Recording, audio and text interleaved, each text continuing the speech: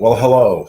It's another episode of National Divorce Talk Raw with your host, Mark Ruiz Evans, where we cover the awkward and inconvenient news that the mainstream media will not bring to you, that talks about the conversation around national divorce, California needing and being interested in pursuing independence, and why other states may want to pursue independence for themselves, and the updates on how well that's going for other states. But today's episode is going to be all about American decline.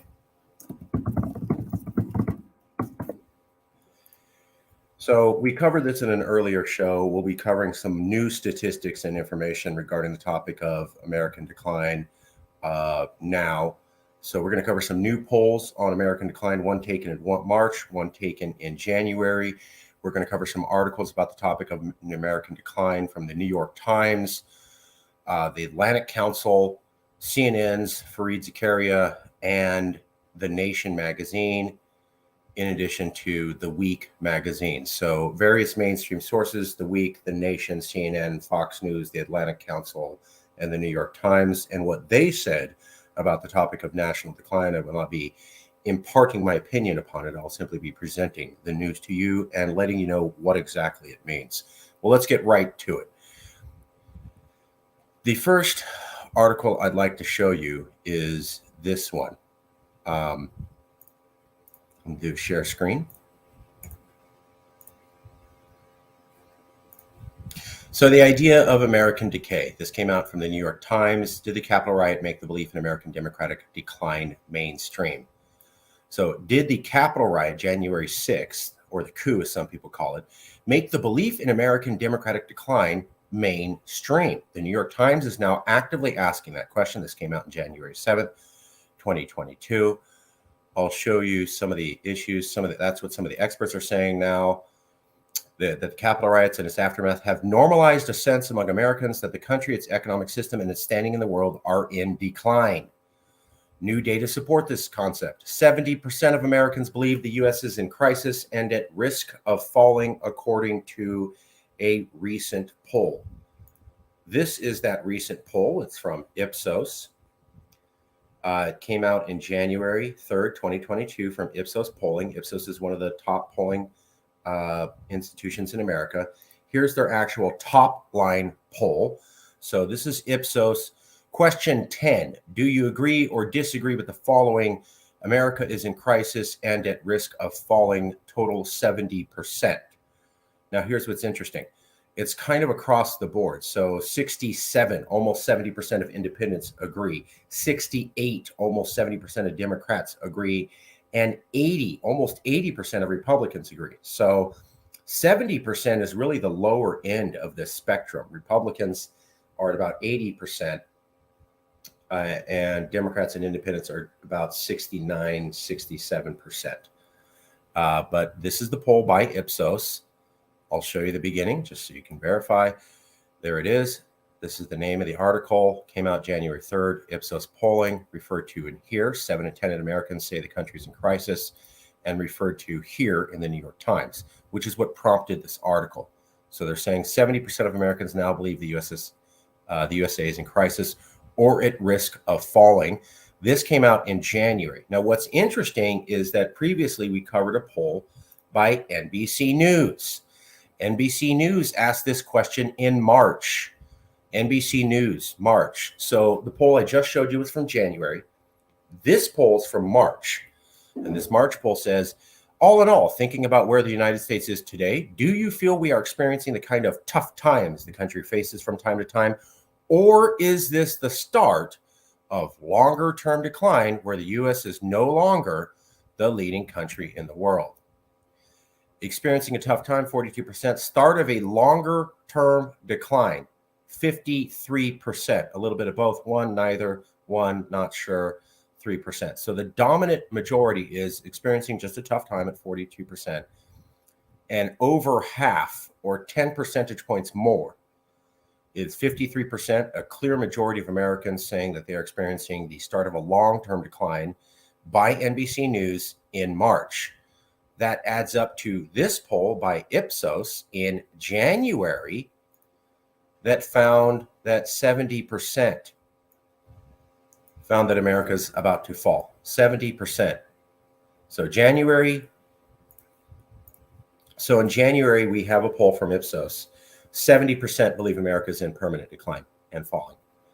And then in March, we had a poll by NBC, a separate reputable polling agency, that said 54% believe America's going into a long-term decline. So that's two different polls from two different agencies in the last few months, a year after Joe Biden's presidency, not Donald Trump, where you have clear majorities somewhere around 54 to 70% of Americans saying that America is in decline as they see it. Here's why that's important.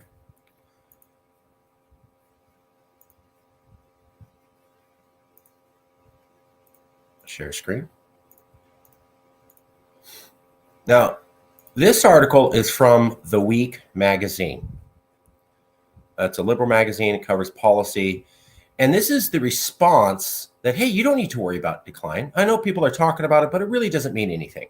The reports of American decline are greatly exaggerated. America's wealthy, influential, powerful, and increasingly equal.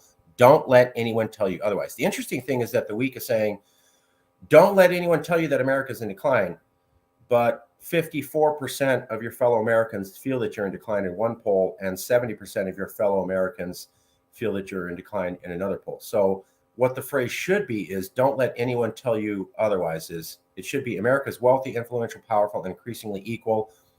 Don't let a majority of Americans, according to multiple polls, tell you otherwise.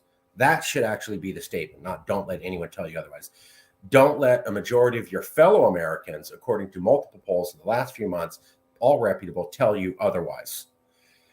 Now, I'll cover more of this article here in a minute. It's talking about how America's not in decline. We've got all these great things going for us, but this is the section I wanted to clue in for you. Are things truly worse now? Have we declined since the high point of shag carpet, the outright dismissal of women and minorities, and the hatred and fear of the LGBT community? We are lacking a sense of self-belief, of confidence in our competence. We believe we are powerless and so become powerless.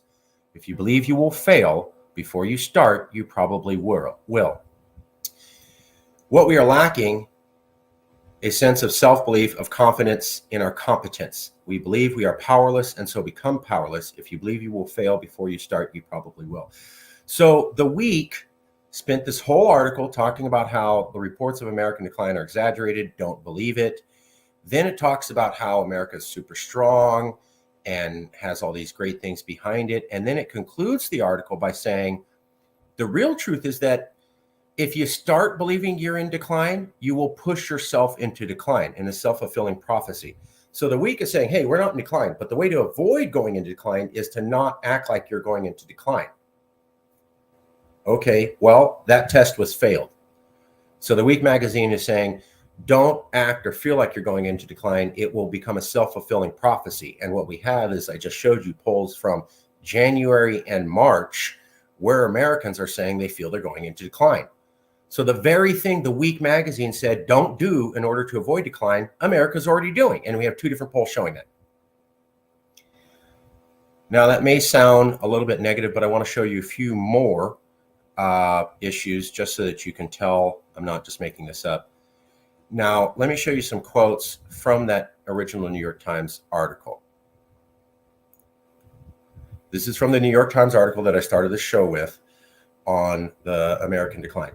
That's what some experts say is happening now, that the Capitol riot and its aftermath have normalized a sense among Americans that the country, its standing in the world, are in decline. When Americans begin to believe their country isn't winning, but instead is losing a long battle. It's also a narrative that has direct effects on American democracy. Polarizing partisanship on national and local levels, affecting critical legislative functions like passing budgets, and limiting social consensus, building in responses to crises like COVID. What is most striking is not what has changed, but what has not. The Times chief White House correspondent, America has not come together to defend its democracy. It has only split further apart. Now, according to Pew Research survey, a median of just 17% of respondents said democracy in the U.S. is a good example for others to follow. So let me show you again the New York Times article where all of those quotes came from. Here it is. It's this article here in the New York Times, and I just read you a variety of quotes from this article. And I'm not going to spend a lot of time on that article, but I do want to point out what they're saying is that America's in decline. It's bifurcated. It's polarized. People can't come together. They can't even come together during a national emergency like COVID, and they can't come together to save their democracy. That's the New York Times saying that recently. And they're saying it's so bad that only 17% of Americans, according to Pew Research, believe American democracy is a good example for other nations to follow. Only 17% of Americans believe that. Here's the quote from the Week magazine I just showed you, and they said, "Don't do this right here, because if you do this, that's how you get yourself to go into decline." And right after that quote, I showed you this. 2 surveys from Ipsos. 70% feel the same about America. It's going into decline. That's Ipsos in January. There's the source. NBC News in March, going into a start of a long-term decline, 53%. Let me show you the top of the poll so you can see that. Hart Research Associates Public Opinion Strategies, March 2022 study, hashtag 220137, NBC News survey, date March 18th to the 22nd. And then there's the Week magazine saying to avoid all of those things. Avoid saying what this poll says. Avoid saying what this poll says. That's what they're pointing out. But they're not alone. Besides the 17% of Americans who feel that America's a good example for the world, and I guess the 83% of Americans who don't feel America's a good example, the 70% of Americans who feel America is part of a long-term decline, according to NBC, and the 53% of Americans who feel that America's on a downward slide, as came out in January, are not alone. There are other people who are talking about American decline. Let's take a look at that. Again, just a little bit. There's the NBC poll at 54% in March. There's the Ipsos poll, January, 70%. But we have 2 more. Fox and Liberal News agree that there's an American decline. And I'll show you those articles right now. It's always interesting when you get newspapers on the opposite side of the divide sharing the same concept. So here's Fox News. Atlantic Council President, April 4th, 2022, that's this month. Atlantic Council President pins op-ed warning about the decline of American power. Frederick Kemp said this was an opportunity for a truly global order. On Sunday, Atlantic Council President Frederick Kemp published an op-ed in CNBC warning that American-led global era is coming to an end. The article titled "The New World Order is Emerging and the World is Not Ready for It" argues that American influence is on the decline on the world stage. The Atlantic Council is a nonpartisan organization, not Democrat, not Republican, and its only goal is to advocate for U.S. leadership and engagement in the world to shape solutions to global challenges. So it's a pro-USA think tank. The president of the organization cited in conversations he had with industry and government leaders at the World Government Summit about his prognosis of the West's declining influence and power.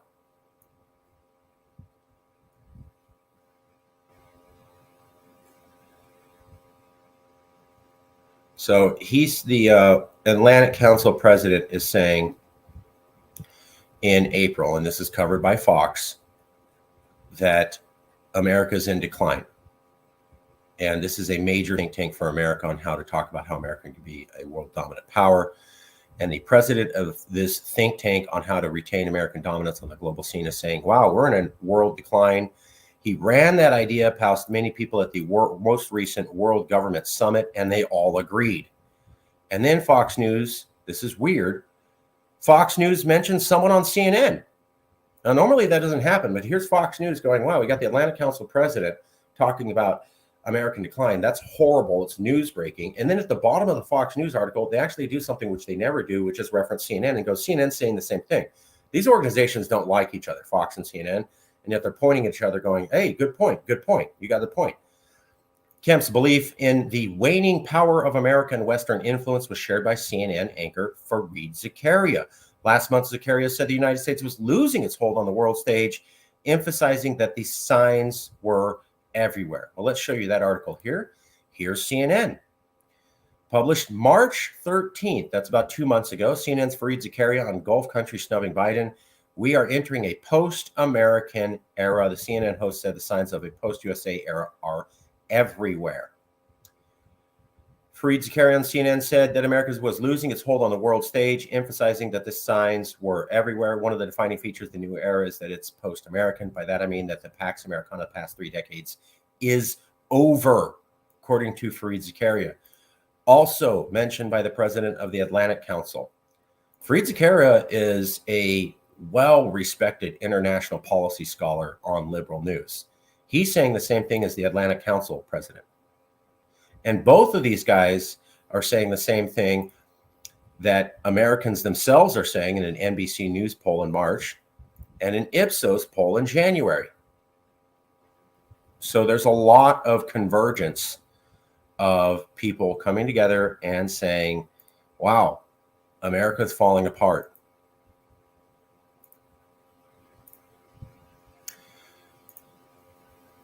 So that's the news. Take it as you want, believe it, don't believe it. But there are many people in policy circles and the American people themselves who believe that America is going into part of a long-term decline. The question for Californians, therefore, is why stay on the ship when the people on that ship think that it's sinking? Perhaps when multiple experts on the ship and multiple surveys of the people on that ship all indicate that everybody thinks that ship's sinking, perhaps now is the time for Californians to have a conversation about maybe we don't need to sink with it. World's 5th largest economy, international recognition on our own, connected to all the superpowers, the home of Hollywood and Silicon Valley and the internet and the laptop and the best vacation and the best food production. We could do this on our own. Why is it wrong for us to have that conversation? That was the first point. Now, the second point is going to be, I'm going to address this article on you don't need to worry about an American decline. It's not really an issue. And I'm going to show how he's completely wrong. So let's take a look at that. So this is the article. Oh, I forgot to add this. So this is The Nation magazine. And they're also talking about America's decline. And that came out November 2021, or right after the Joe Biden, right after last year's, basically a few months ago from last year. So about 4 or 6 months ago, there was an article about America's decline in The Nation. What I found interesting was this article. Okay. After his inauguration last January, Joe Biden proclaimed that America is back and promised to revive its version of liberal international leadership, mindful of Trump's battering of NATO and that he and someone like him could take the White House in 2024. European leaders, however, continued to make plans for their own common defense without the United States. We aren't in the old status quo, commented one French diplomat. We can pretend that Donald Trump's presidency never existed and the world was the same as it was 4 years ago. We've reported on this before. Basically, the Trump being elected and in power for 4 years terrified the Europeans. And they said, well, if you could elect the one guy like that once and he could be in power for 4 years, how do we know that he's not going to come back to power? The Europeans never bought the idea that Russia hacked the election and switched votes and that Trump was in power all because of Russia. They never bought it. They see America as chaos. And so it made total sense to them that we'd pick a madman. And because of that, it realized their worst fears. And they're like, how do we know you're not going to do this again? Add in Biden's humiliating retreat from Afghanistan as Taliban guerrillas wearing tennis sneakers and equipped with aging Soviet rifles crushed an Afghan army armed with billions in dollars in U.S. gear entering Kabul without a fight. After that dismal defeat, it was clear America's decline had become a bipartisan affair. So besides the Atlantic Council saying it, besides CNN's top foreign policy scholars saying it, besides 54% of Americans saying it, in January, and 70% of them saying it in March of this year. You have NATO leaders saying, we're not sure that you guys are stable partners and aren't in decline too. So allies are thinking America's in decline. Atlantic Council think tank thinks that. The top foreign policy scholar at CNN thinks that. The American people think that in 2 different surveys. It's a lot of people talking about decline. Okay, now I want to get to this article. This is the article that talks about the reports of American decline are greatly exaggerated. Everything's fine, nothing to worry about. And Jason Fields, April 12th, 2002. So let's go over what he's talking about.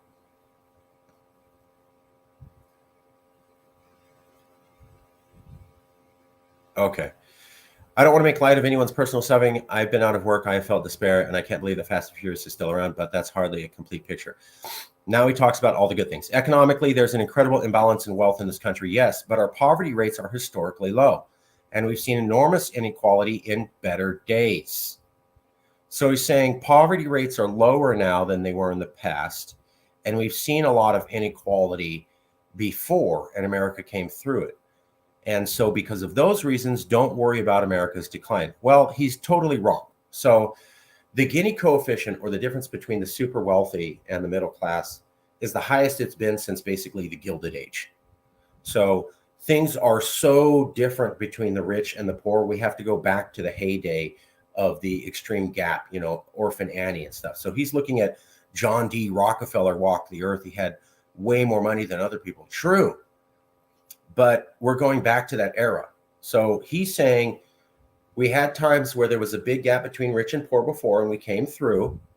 And technically, our overall poverty rate is less. Okay, that's all true.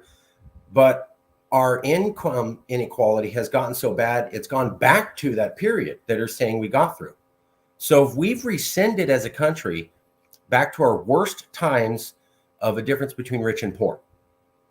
He's saying, hey, we had that before in the past and we got through fine, but we're right back to the worst possible era we've been in all of American history.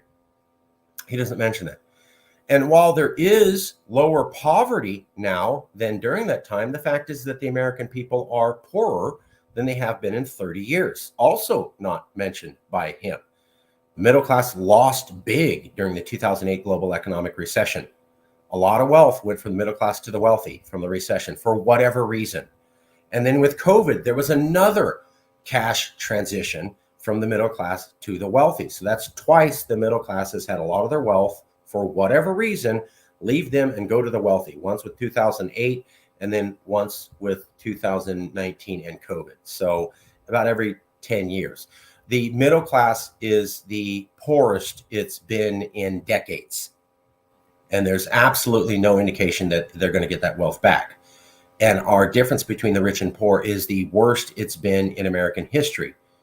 He's just pointing out that we've had periods like this before and came through them. Fine. But the last time that we had that was 100 years ago. And the period that he's talking about, roughly that Gilded Age, is roughly like 1870 to 1920, 1930. That period lasted 50 years.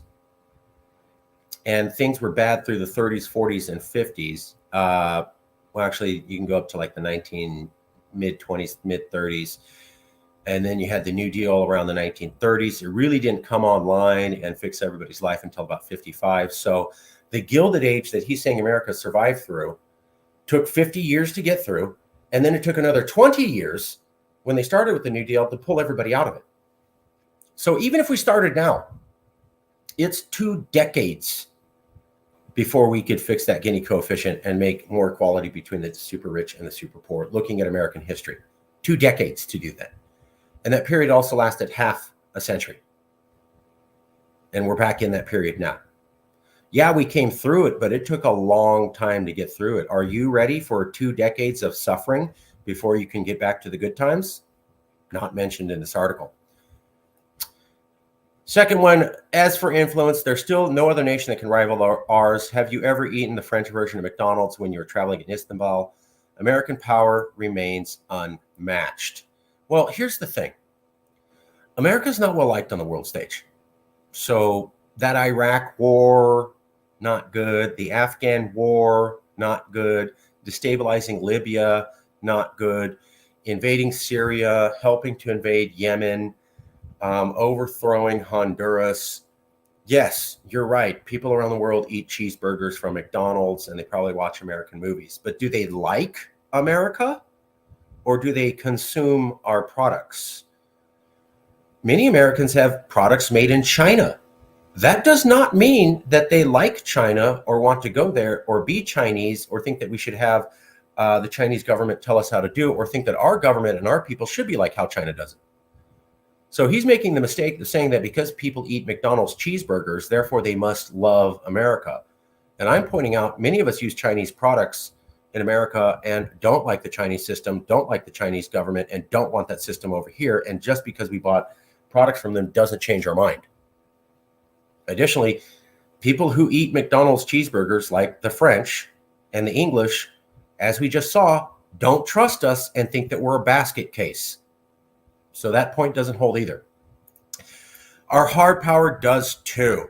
It's unmatched. The U.S. military did not win in Afghanistan because it wasn't an existential fight. We achieved an initial victory in ousting the Taliban, achieved another in killing Osama bin Laden, lost sight of what winning meant, and then fairly enough decided it was time to go home. That's not a triumph, but it's not a defeat.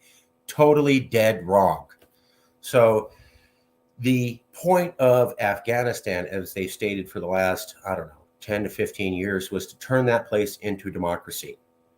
Failed. There's no democracy there. When you left, there wasn't a democracy.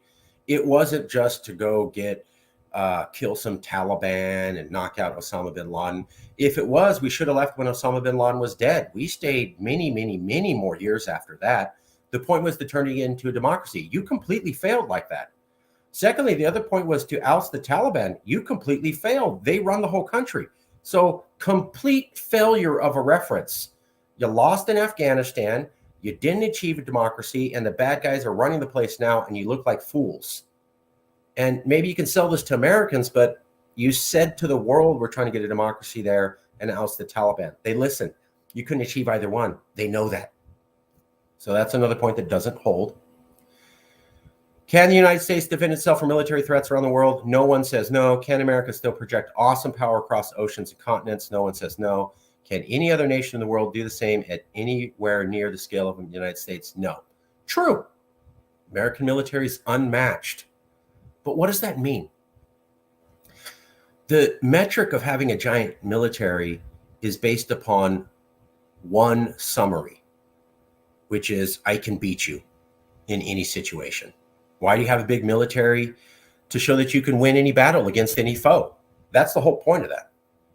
So when you can't win in Anbar province in Iraq against the Sunnis, and you have to make deals with ISIS and Al-Qaeda fighters in order to bring peace to the Anbar region of Iraq in the so-called Anbar Awakening, that means you lost that fight against those people in the Anbar province of Iraq and agreed that you had to work with the bad guys, ISIS and Al-Qaeda, in order to tame that territory down. That means you military lost against them. When you pull out of Afghanistan and the Taliban's still there and people are falling off airplanes and you didn't make a democracy and it looks like a haphazard exit, that also is a failure. So that's a failure in Iraq and that's a failure in Afghanistan. Secondly, we can go to Syria. Again, none of this is mentioned. America was beaten by Russia in Syria, straight up. So you had this big, bad American military, and you lost against Russia, what you claim is a third-rate power in a third-world country. So that's three major defeats. Sure, you got a big military. Sure, it's bigger than everybody. But the point of that was to say I can beat anyone at any time, and you lost 3 times in a row. Kind of doesn't matter. It's also saying, do we need a stronger military than the one that we have? America was not an international player before World War II, then became the arsenal of democracy and put more than 16 million under arms. Imagine what the U.S. could do now. So he's saying if you hold a draft and you put even more money into the military, you can make it even bigger. Sure. But would that mean you would have won Afghanistan or Anbar province or Syria? Maybe not. As for those who say we're more divided than ever, 3 words, the American Civil War. Good point. Here's the problem with it. We are divided to the extent as last seen right before 1861. So they're saying, he's saying, oh, you can't say we're more divided than ever. We were actually shooting and killing each other. True, we were more divided during the Civil War than we are now. But a lot of surveys are showing that we are as polarized today as we were right before the Civil War. So yes, when you're actually shooting each other in the face, it's worse than tough words. But if we go back to the Civil War and we look at the way that people were talking and thinking about each other right before the Civil War, today matches that. Another argument that he lost. Look, I'm 51 years old. When I was born, Saigon was soon to fall. The president resigned in disgrace after trying to pull down the whole judiciary with him. New York was falling apart, and people were scared to visit. Cars were ugly. So he's saying, hey, there's bad times before. Wasn't that the fall of Saigon that looked bad to America and they got better? Hey, Nixon was disgraced and that looked bad, but we fell through it. New York City was falling apart, but it came together. True. America's had bad times before. But here's the difference. When you go to those times and you ask Americans, do they view themselves as going into a sense of long-term decline? There'd be no surveys saying that that's true. So the difference between now and the 1970s, when you had a disgraced president and you had America leave Vietnam in disgrace and you had American cities falling apart, is that a majority of Americans are now saying they feel that they're in a long-term decline, which didn't happen then. Additionally, at this time, the European alliance was very strong. Nobody in Europe during this time, even after Vietnam and even after Nixon, was talking about maybe we can't be allies with America, or maybe we need to look at someone else to be allies with. They're actively doing that now. So allies are questioning how good you are. Your own people are questioning how good you are. And those two things did not exist during this early period. So there you go. I just disproved all the major points about why the report of American decline are greatly exaggerated. They are not greatly exaggerated. They are accurate, and some people just don't want to hear that. There's the article. Well, that's it. Thank you very much for checking in on National Divorce Raw. The point of this, of course, is if you are an American state and you're thinking about going to be independent, take a look at the hard facts. I showed you the sources. I showed you what they meant. I showed you the quotes, and we did an analysis. You should not take my word for anything. Double check. But what you're going to find is that the ship's sinking. And maybe when the ship's sinking, it's time to think about getting off and saving your life. Let's take a look at the comments. Ooh, most of the other Canada, that's why American is struggling with the endless wars. Some reason, yeah. James Young, you're right. These endless wars are some of the reasons why the American people are poverty, military, industrial complex, war hawks control the government. That's true.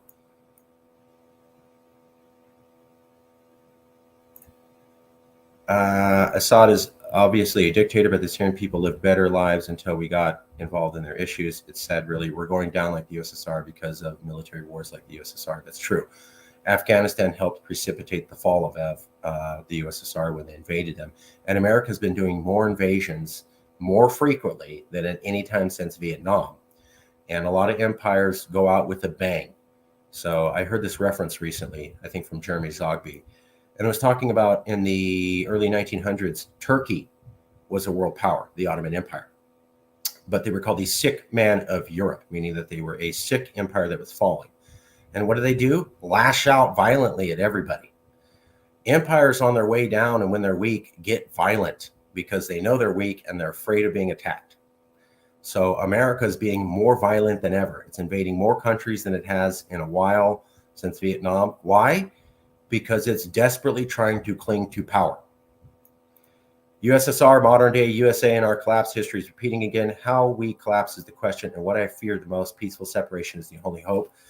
James Young, you're the winner of today's show. You get the prize. We need a velvet revolution in the USA. I agree with you. So good work.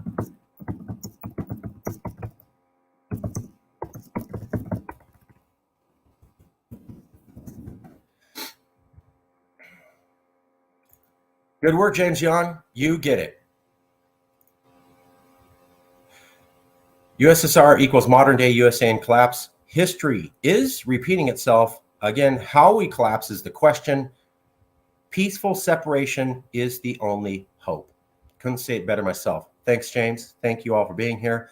Double check the references. And of course, always question for yourself. Always think for yourself. James, you want to come on the show now?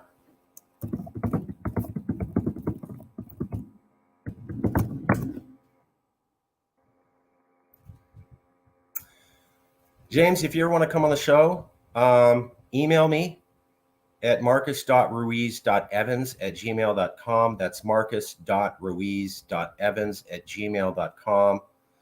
I will have you on the show. If you want, email me right now. I'll have you on the show. And if not, email me and we'll set up another time. Let me check to see if you emailed me right now.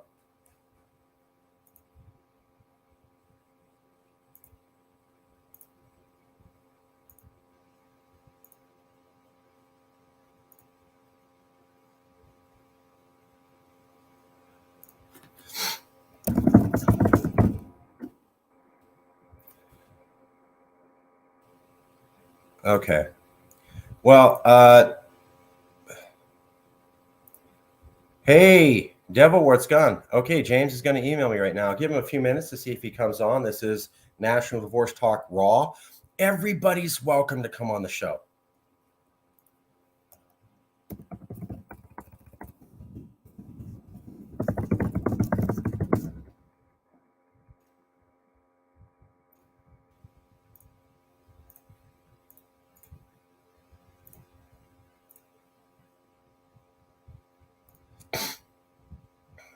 So, James, I'm going to email you this link. It's a link to this show.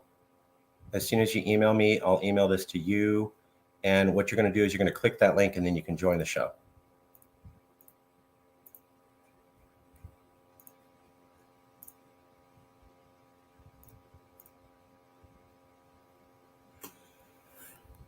Give me 1 second. Devil War, if you want to come on the show, you're welcome to. Whoa! James, wow, look at that. Hey, buddy, how you doing?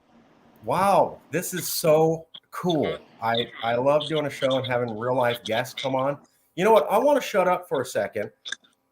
How long have you been watching the show? What did you think about today's show? Agree, disagree? You don't have to agree. We love debate.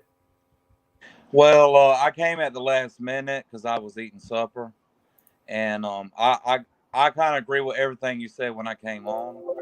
But what really concerns me is how the American people are suffering right now because of our administration does not care about the interests of the people. It's really sad, Marcus. You know, I am from the South. And not everybody in the South is like what you see on the TV. There's some people that really care about other people, and me coming from a mixed background and know other people from mixed background and how I was raised. We're not like everybody else. What the South thinks we are. You know,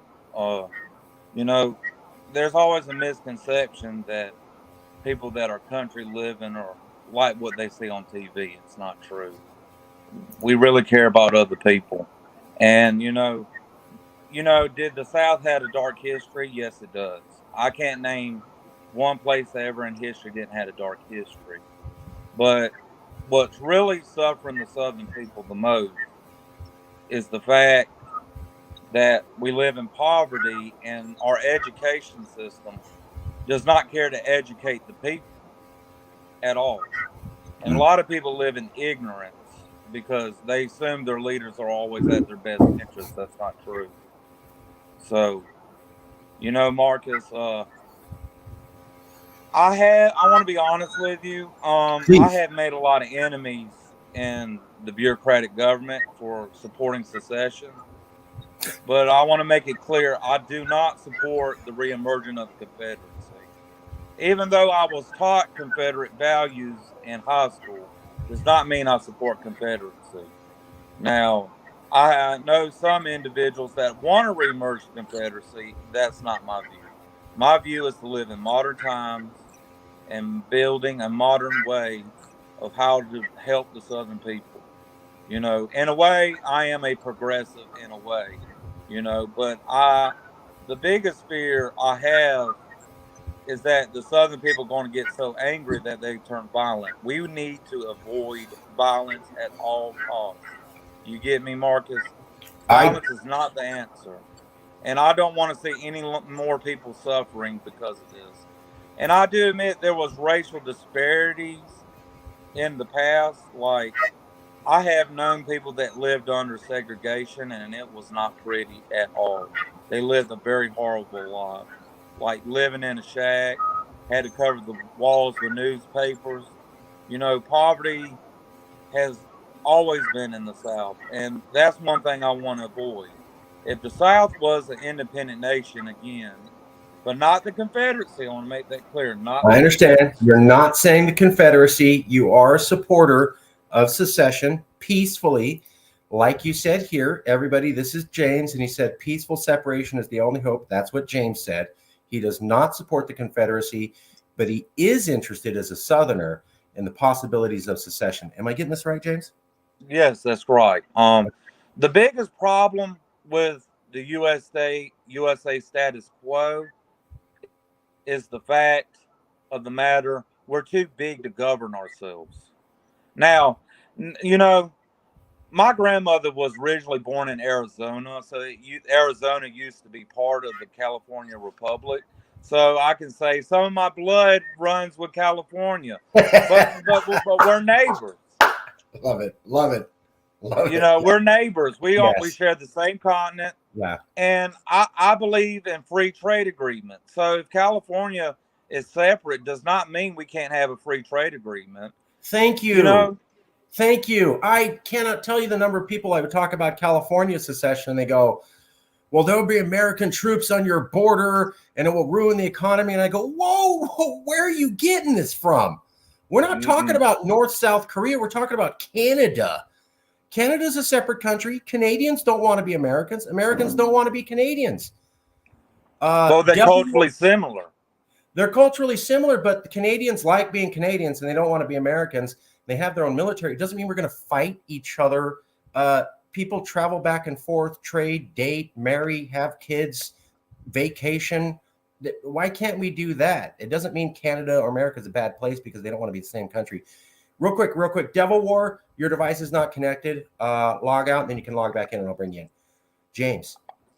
I want to make it clear, when there's a free trade agreement with United States, with the separate regions separate from each other, I think it would actually build better competition between each other economically. Economically, and the fact that, well, California's prospering, maybe we need to do some things what California does.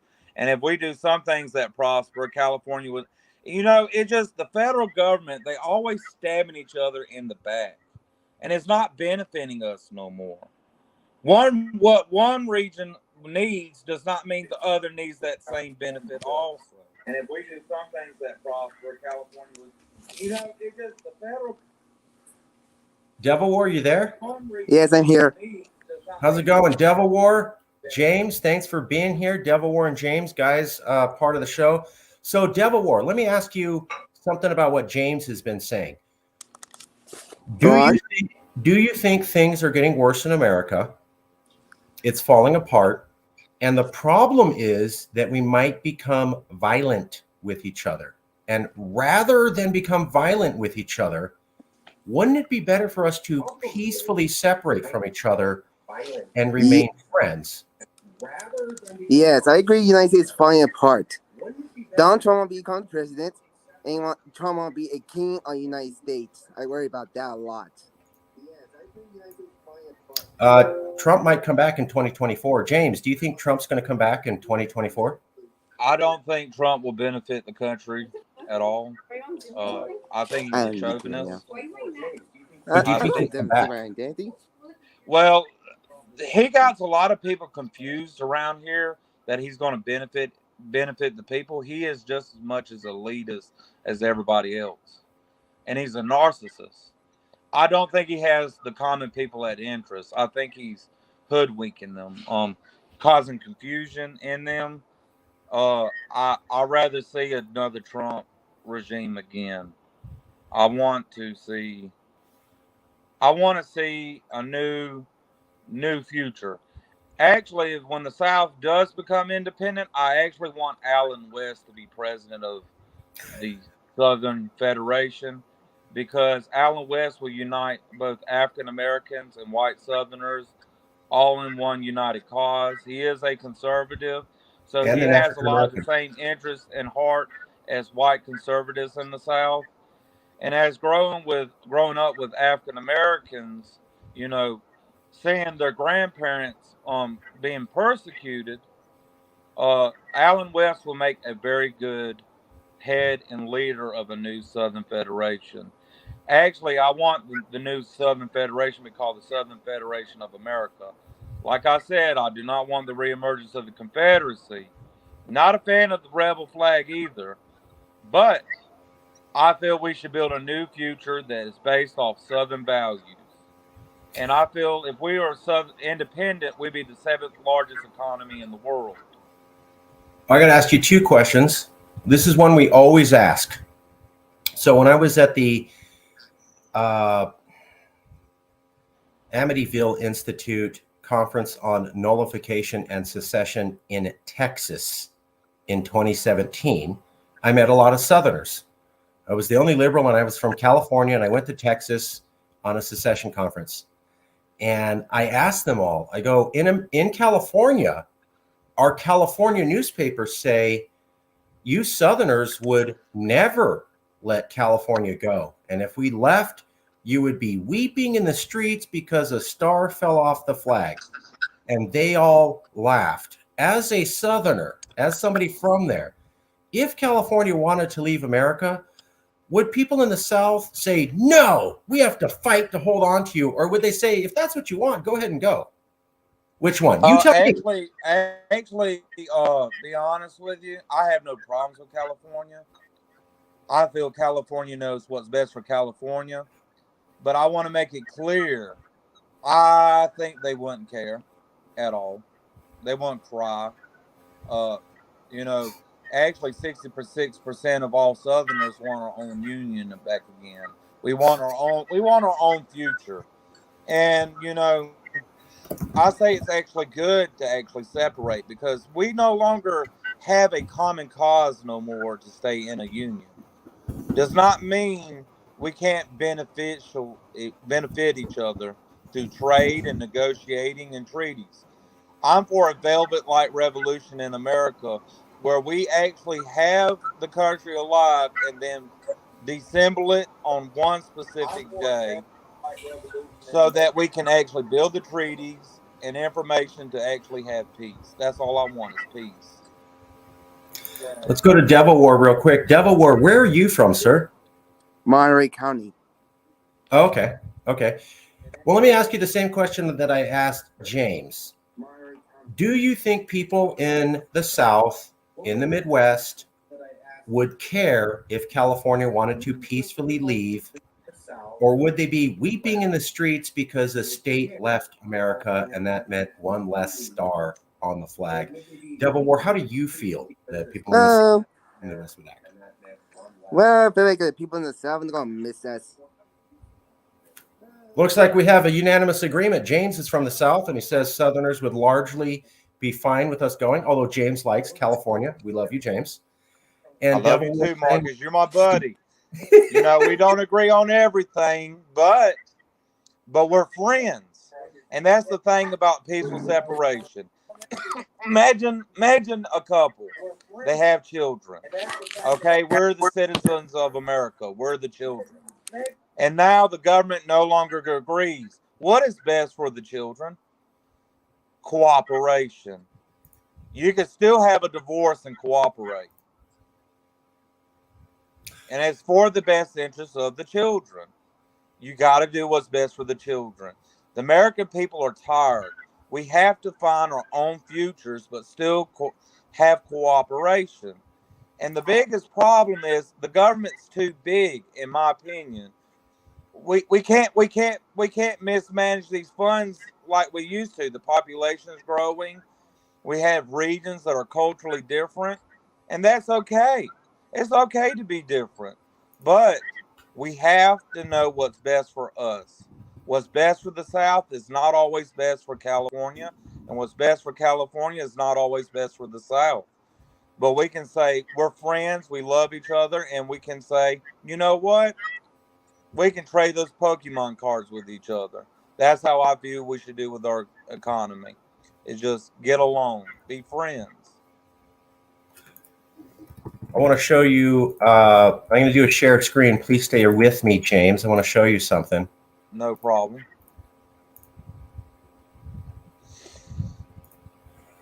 So the book that got me started to write California's Next Century, which started the CalExit movement, was this book by Leopold Kohr called The Breakdown of Nations. And what Leopold Kohr talked about was that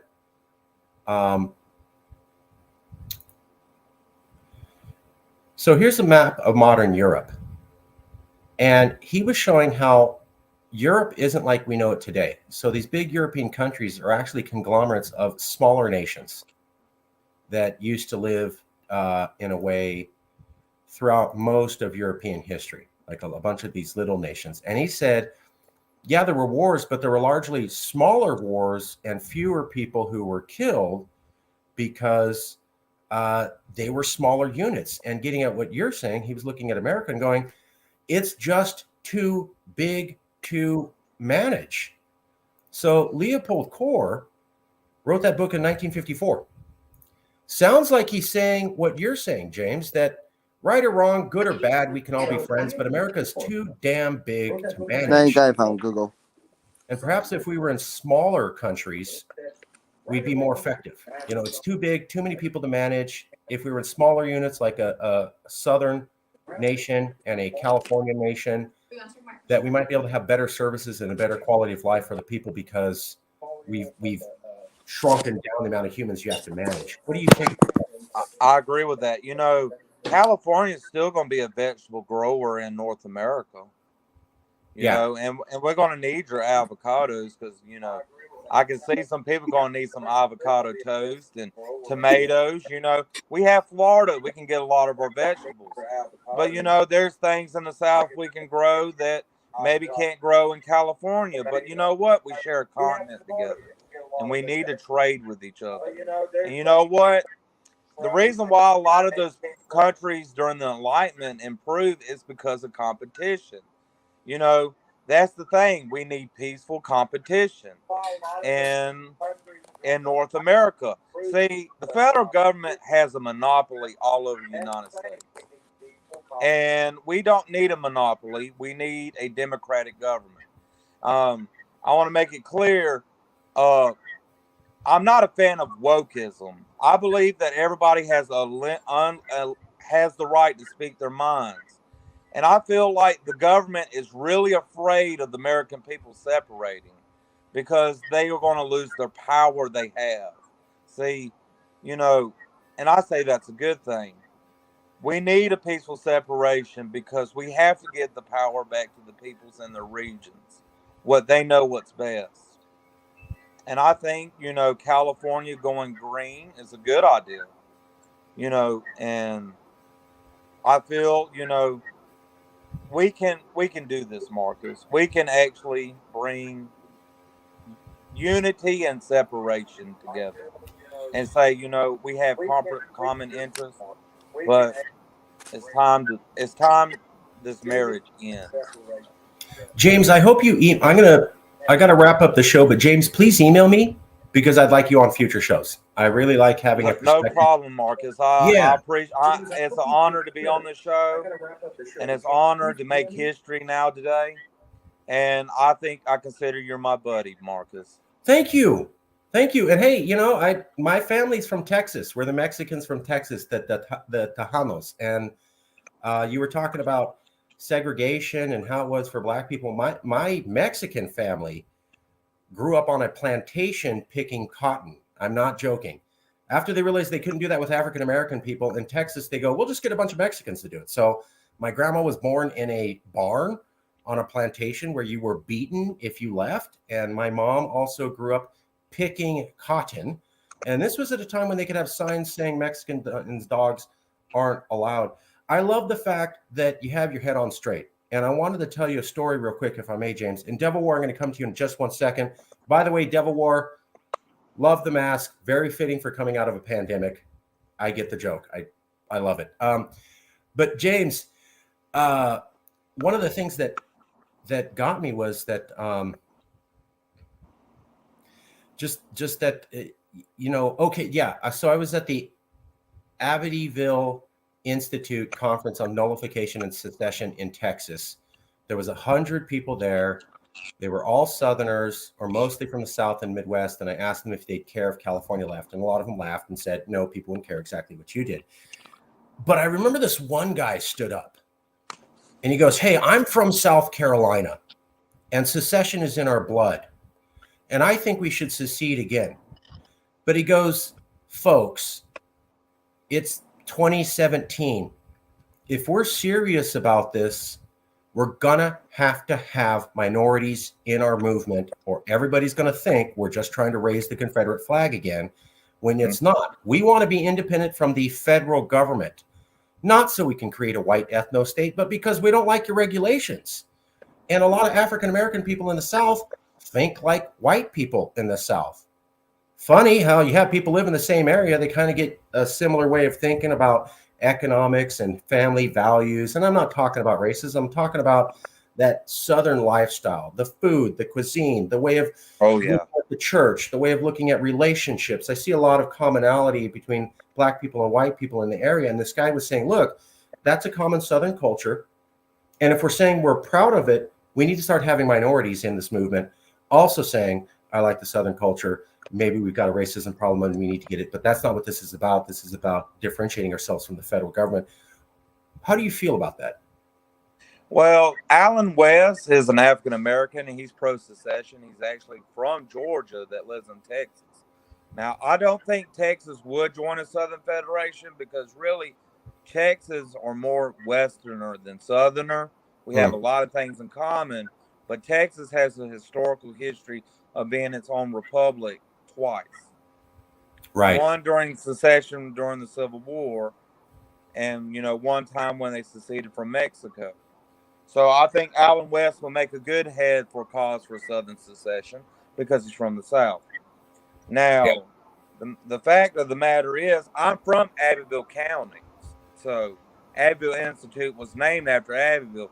So I actually live right up the road from Secession Hill, and actually grew up right near the Burke-Sarton Mansion, where Jefferson Davis actually ended the Confederate cabinet. So I actually been in the room when the Confederacy ended. So I'm from a historical area. So, but we're gonna Devil War. We're gonna go to you just a second. I gotta say though that I get what you're saying. I want California to secede, and I think we'd be doing off better. And then people come back and go, well, what about the horrible tax climate and the anti-business climate? You must love that. And I go, no, I don't love that. Look, I love California and I love our culture. I can still understand that we get some things wrong.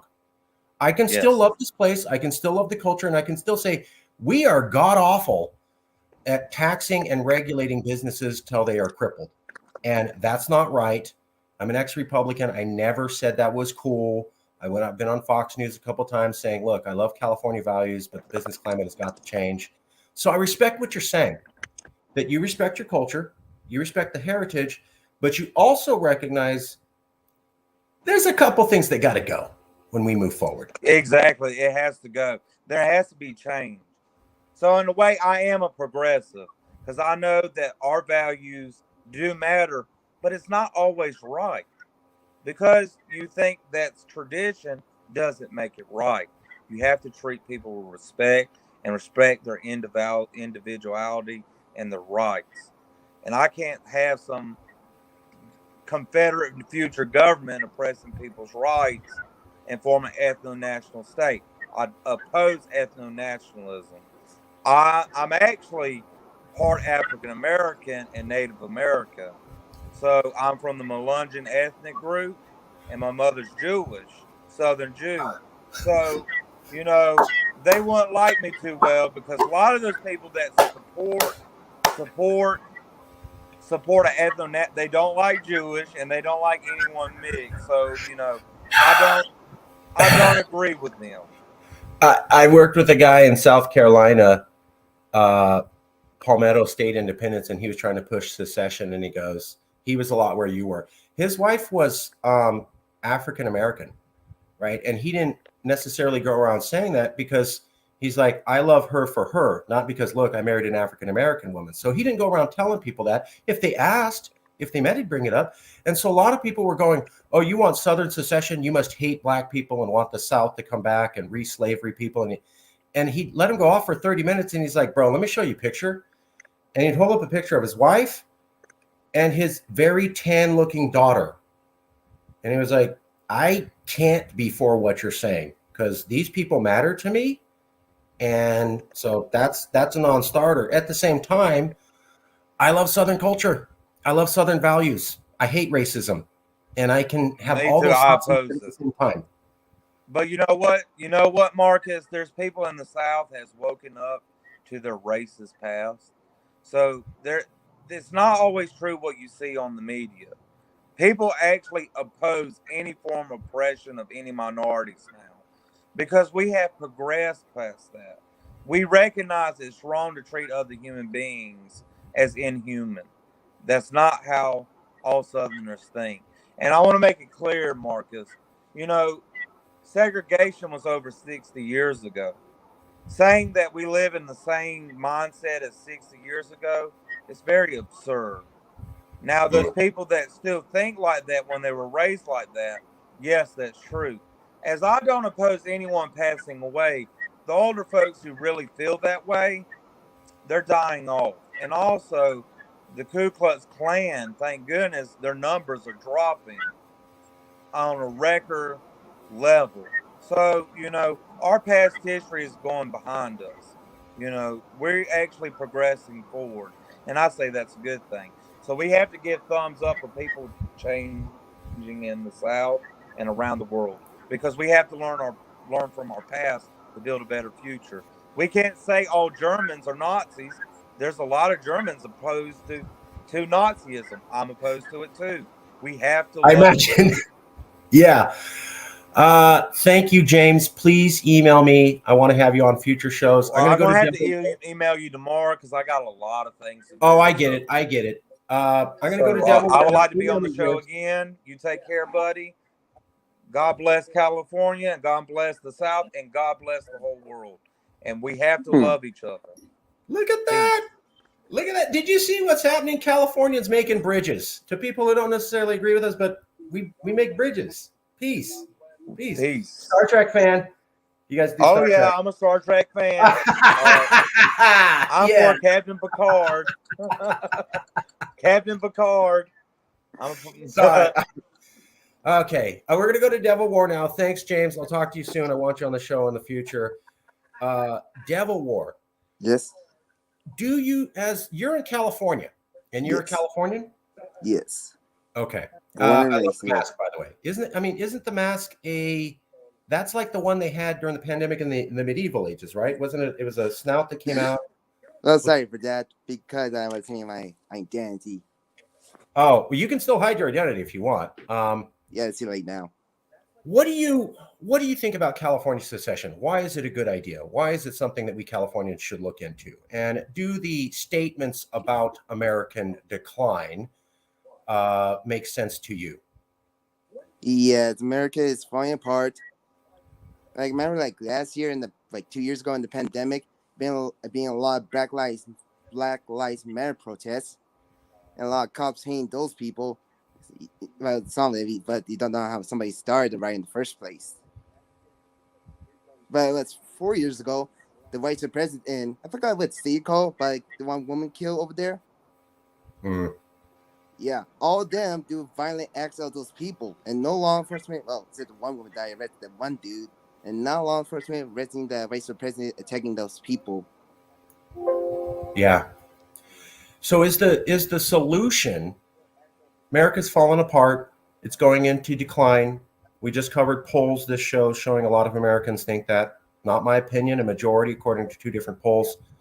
is the solution for California to go it alone, to become Ye- its own country?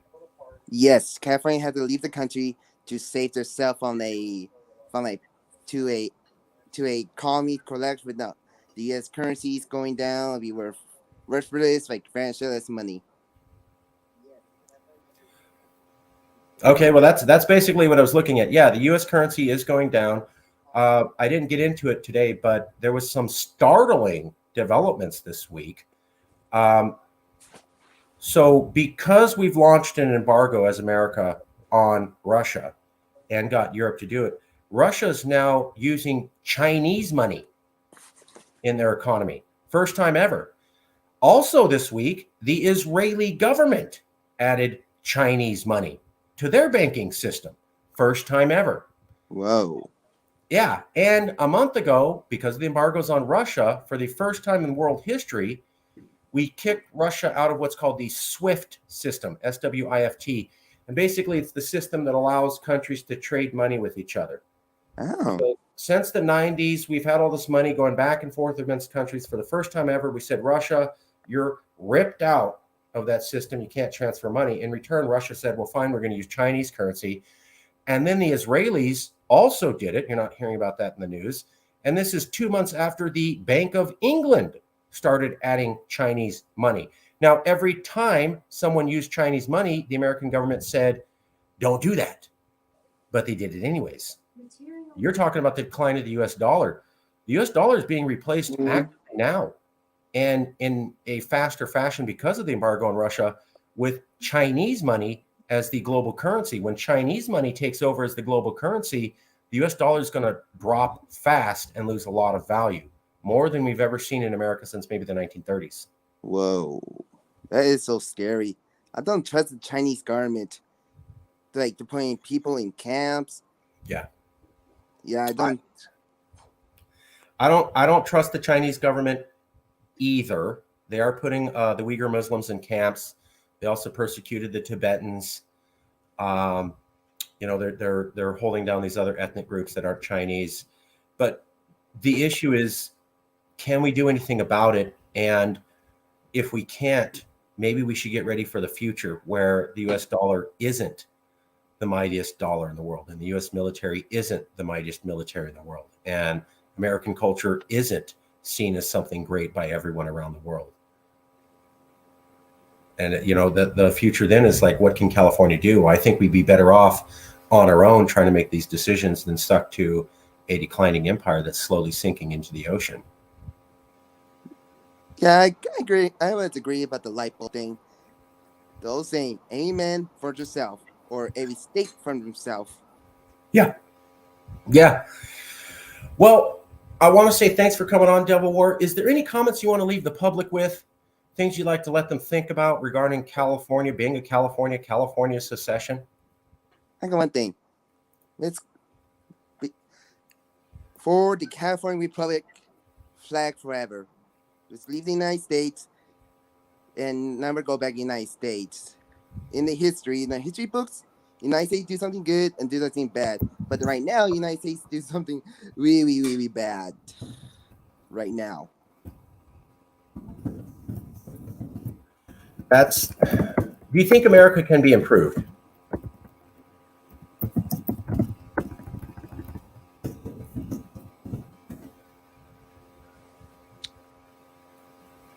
Do you think that America could be fixed or saved? Or is it basically it can't be fixed, in your opinion? You talking to me or to comment? Yeah, I'm talking to you. Like, Devil War, do you think that the American system can be fixed or repaired? Maybe another new election, maybe a different president, maybe educating the people more? Or is this like Rome? You took it as far as you could, but at some point, empires just don't work out like they used to. The Roman Empire, the British Empire, the Soviet Union, the Ottoman Turk Empire, eventually at some point they just didn't work and they started to fall down. Is that what we're seeing with America now? Yes, we have like so many divided to abortions, guns, immigrations, and all those. Voting, all that. We so divided right now. We have not agreed for one single thing. That's a good point. That's a good point. Bill Durham, if you want to come on the show, there's the link right there. You can come on. Bill Durham is pointing out that the current U.S. administration has ramped up U.S. debt to $30 trillion.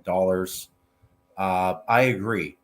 But I also think, George W. Bush got us into a massive amount of debt with the Iraq War. And then Obama got us into even more debt with the healthcare spending. And then the deficit spending to get us out of the recession.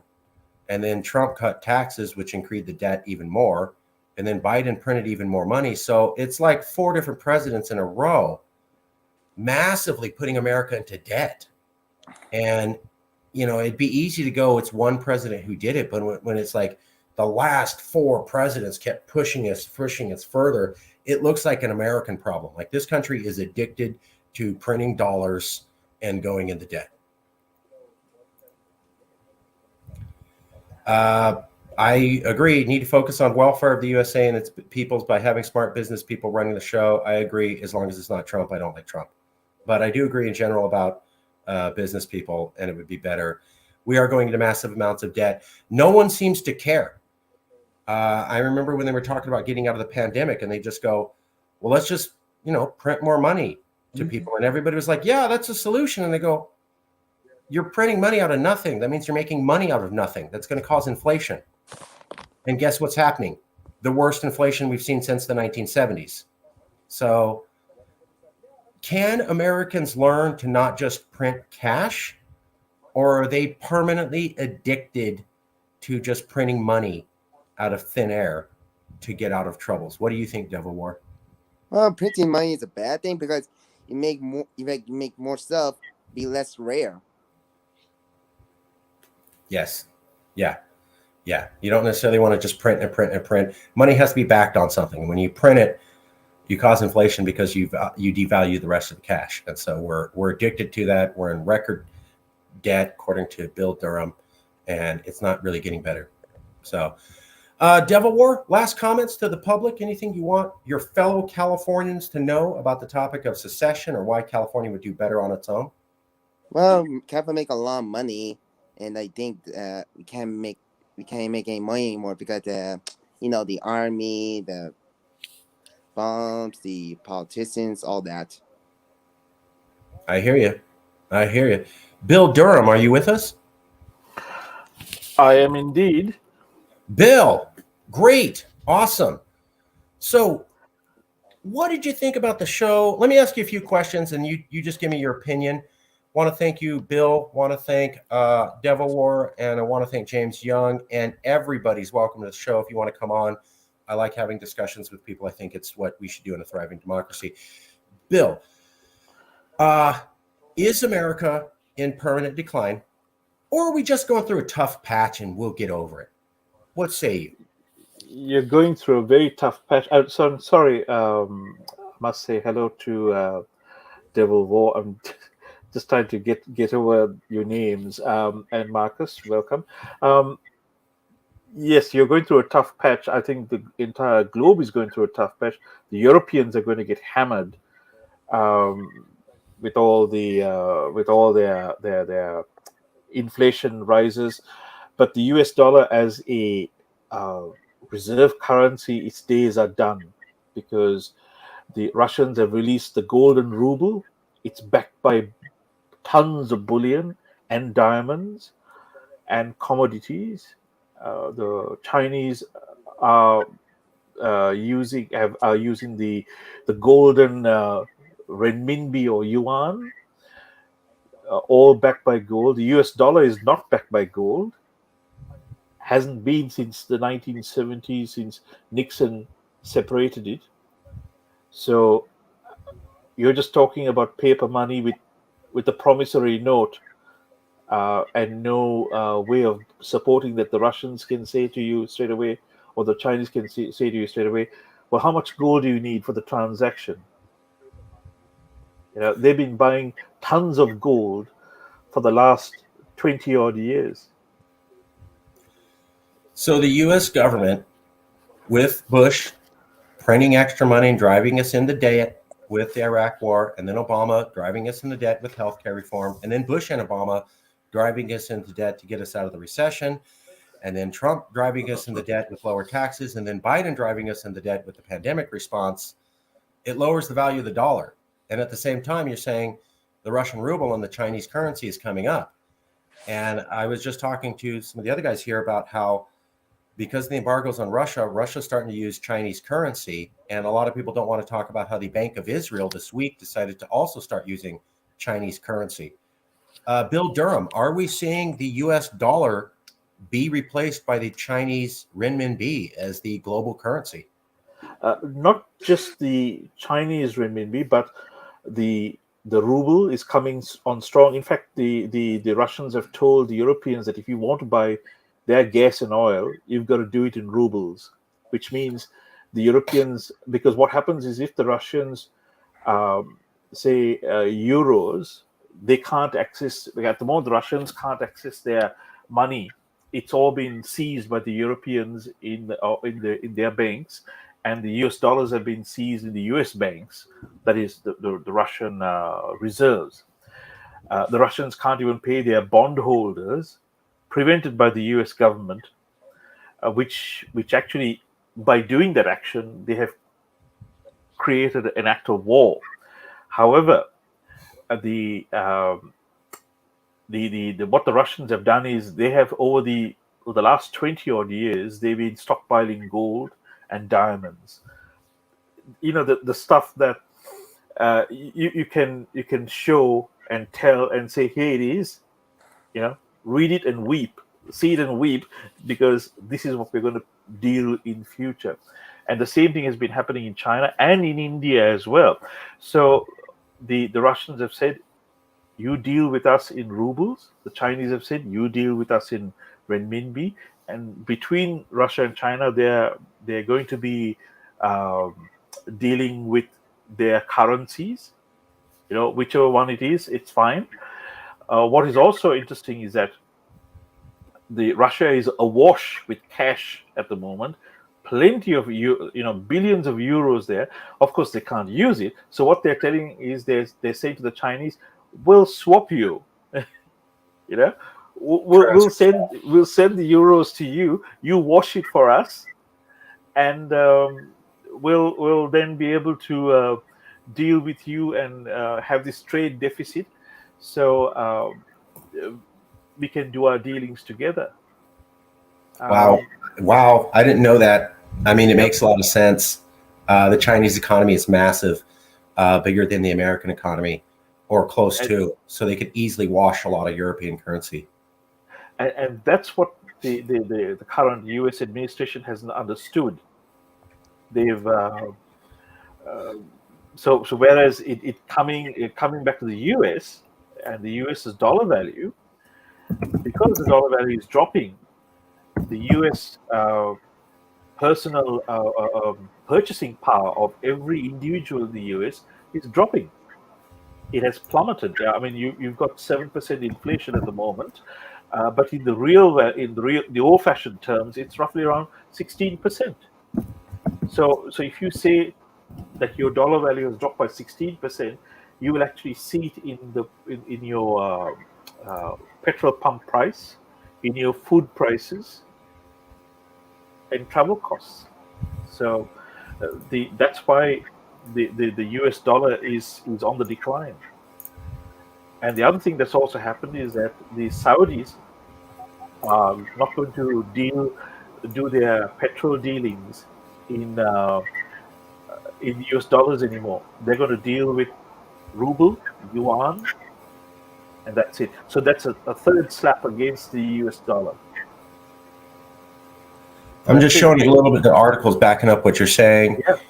Here's an article, NPR, Russia rescued the ruble, and they're talking about how, Russia took a big hit with the embargo, but then they said, well, we're not going to trade anything in oil and gas except in rubles. And here's NPR going, however, the Russian ruble has staged a dramatic recovery. There you go. And they're talking right now of going down to 50 rubles to a US dollar. I remember the last time I traveled in that part of the world, it was starting off at 71 US rubles to the US dollar. That tells you how much they're coming down. And they've kept it steady. So when you focus on the US dollar, which is the basis of your life, Right. it's not good. Right. They went from 139 rubles to the dollar, and then the moment they said you have to buy oil and gas, and Russia owns about 25% of the world market, they rebounded up to 84 rubles to the dollar. And the several European countries continue to buy Russian gas because they've become so dependent on it and because there's not enough alternative to meet the demand. Here's another article. What does Russia's removal from SWIFT mean for the future of global commerce? Removing Russian banks from the SWIFT system is accelerating a global economic alignment. Exactly what we talked about. Bill, I don't think Americans grasp what's happening and how they're screwing themselves. So the American dollar is propped up because if any country wants to buy oil and gas, they have to use US dollars to buy it. And a lot of international trade has to use US dollars. I remember shocking my friends, telling them years ago, even as bad as it is with Iran, they still have to use US dollars to sell their oil and gas. Well, for the first time ever, since basically World War II and this international rules-based order that America built, another country saying, well, we're not going to sell oil and gas in dollars. We're going to sell it in rubles. And the international financial system that America built, it actually pulled a major part of that economy out with the SWIFT system. And I was telling my friends, this is bad for America. America needs countries to use the American dollar because it raises the value of the American dollar. If people stop using the US dollar because they have no reason or they're barred from doing it, you're going to encourage people to not use the US dollar. And that's what I saw with Russia. And then the next thing I knew, the Bank of Israel, a smart little country, is going, we're going to cut down on the amount of dollars we hold and increase the amount of Chinese money we hold. And they're doing it right now. Those aren't dummies in Israel. That's the people that knows how to manage their country. Are we seeing America screw itself and set itself up for a financial decline because it just wants to punish somebody right now and it's not thinking about the long-term consequences to the global order it's built since 1945? Your opinion, Bill Durham. In 2 words, right royally, screw themselves. Right royally. And what was it the famous saying? And as Jerry Lewis would say, and you did it with your own big mouth. I had my friends, well, we've got to do something. And I go, I get it. Russia shouldn't invade another country. Russia should not shoot civilians in the back. Wrong, bad. But do you realize how the system works? And do you realize how, what is that phrase? Chop off your nose to spite your face? Correct. I'm so angry at my nose, I'm going to cut it off. And I'm like, but that hurts you. I use another phrase where you're shooting your foot with a 21 gauge shotgun. Yes. There's no equally foot messy. Equally messy. I'm sorry to sideline your other guest, Devil War, but no, we're all in a conversation. He's the thing is, the US has had a huge reliance on Venezuelan oil.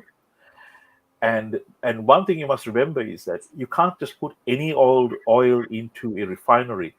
It has to match what the refinery is constructed for. And that's why the US has been buying its oil from the Saudis and from the Venezuelans. And they've had to go back to the Venezuelans on bended knee, asking them to do business with the US again.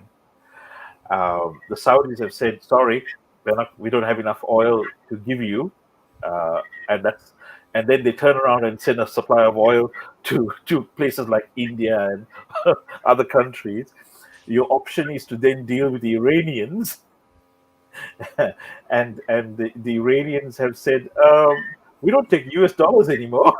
we do deals with renminbi and ruble. So so right. It's like that. So that tells you what's going on. That's a big attention grabber as to what is going on and how the US dollar has has shot itself in the foot. Yeah. So you have what, the United Arab Emirates not returning Joe Biden's phone calls and not being interested in reducing oil prices. You have the Saudis not returning or not talking to Biden and not being interested in reducing oil prices. And then you have at the same time, which only means that the price of oil goes up. So as you embargo Russia, but Russia can still sell oil using rubles, they're actually going to make more money, is what I've recently found. So That's correct. yeah, Saudi Arabia and UAE go, we're not going to release oil and make the price of oil lower. We're going to not do that and make the price of oil higher, which only benefits Russia because now when Russia sells oil and gas, it can charge even more. And those two countries who could absolutely hurt Russia by producing a lot more oil and gas and reducing the amount of money Russia could make aren't participating with America. And then, as you just said, Iran is another oil and gas country. If you add oil and gas and all the reserves that Iran and Russia have, I don't know, it's like a third or a fourth or it's some gigantic amount of world supply. And those two countries say, yeah, we only use Chinese currency or Russian rubles. That's correct. You actually find it's more than half because Really? yes, Iran has got tremendous reserves, and remember they have not been able to sell it until recently. But here's another kicker for you. Unlike Iran and Saudi and those countries that have to load up vessels and send them by ship, between China and Russia, it's a pipeline. It's a pipeline. That's it. It's so cheap. There's no shipping crew. It's just a pipeline from Siberia across the border to China, and where they disperse the oil and say which way do you want it to go, and they just keep the meter running. That's it. And this is how simple it is, and people have forgotten the proximity of Russia to China. So that's why you see the Europeans throwing their hands up in the air, running around in circles, trying to find themselves alternative supplies, and they're struggling because they haven't got any alternate supplies, and their inflation rate has gone to the roof as well. In Holland, in Netherlands, they have reported that their inflation rate is, I think, 12% plus. So, you only have to look around and see what's going on. Just Google it, as they say, and you'll see the information come up. There you are, 10% inflation. Boom. There it is. Yep, it's there in your face. Yeah. So Germany's like, oh, we're going to punish you, Russia, and embargo it. Okay, and you're going to punish yourself. So exactly. And here's the other kicker, Marcus. This is something that's not clearly mentioned there in bold print. The German industry has built itself on cheap Russian gas. You cut off their gas supply, Germany collapses as a business country. Now, how much of product is exported from Germany globally? Apart from the Mercedes-Benz cars that we know about, a lot of product. Germany is the engine room of Europe. And you put that into perspective, you now begin to understand why Germany has been the holdout on putting the and shutting off the gas from Russia, because they know right now, the business leaders have told them, we will be dead as a country, by in 1 month's time. There's all these articles. All you have to do is, can Germany survive without cheap Russian gas? Yep. Can Germany survive without Russian gas? From Deutsche Welle, The Economist, Reuters, the British newspaper Guardian, Vox, New York Times, Bloomberg. There's a lot of people wondering if they can pull it off. What about this talk that Germany says, oh, we'll just do renewable energy and we can get off Russian and oil gas with a bunch of renewable energy in just 2 years. It's not a big deal. Is that absolute bull? Because what happened was Germany has shut down so many of their nuclear power plants, such that they are dependent on energy from France, which has got nuclear power plants. Germany has now had to fire up old coal-fired power stations, and in order to get through this these next few months, they are looking at reactivating the nuclear power plants to get something back. But if they go down this current path of banging their head against the wall, they are going to end up with a sore head and a destroyed economy. There it is. Yep. See, Chancellor Olaf Scholz has repeatedly warned of a sudden halt of deliveries from Russia, saying this would plunge Germany and Europe into a recession. Yeah, there it is. You're going to have a recession. Yeah, you're going to have a recession like you've never seen before. Never seen before. And even the US, which hasn't fired up its shale oil production, will be impacted as well. So it's all there in black and white. And they're saying this. So Germany's saying, hey, we'll get our gas from Norway and the Netherlands via liquid natural gas contracts, but it comes at a higher cost as the price of gas have increased substantially in recent months. Can Germany, here's the numbers. What was it? Yeah, 55% of 2021, 35% crude oil from Russia, 55% natural gas, and half of hard coal from Russia. So a third of their oil and half of their gas and coal comes from Russia. And as you said, the German economy has been built upon cheap energy. That's why it can be a manufacturing warehouse. They don't largely grow crops. They do chemistry and make machines, heavy industry, need a lot of power, cheap energy. Can they have that cheap energy from other European countries? Can they just build renewables in 2 years and it's fine? No, they're trying to do. They've kicked off a oil and gas exploration project with the Netherlands in a what was called a protected area. This is some sort of wildlife reserve in desperation. But if you look at the economics of developing an oil and gas field, it typically takes 5 years. And even if you rush it, if you rush it and force the pace, it'll take you at least 3 years. So where are you going to get your oil and gas supplies for the next 3 years, Mr. Germany?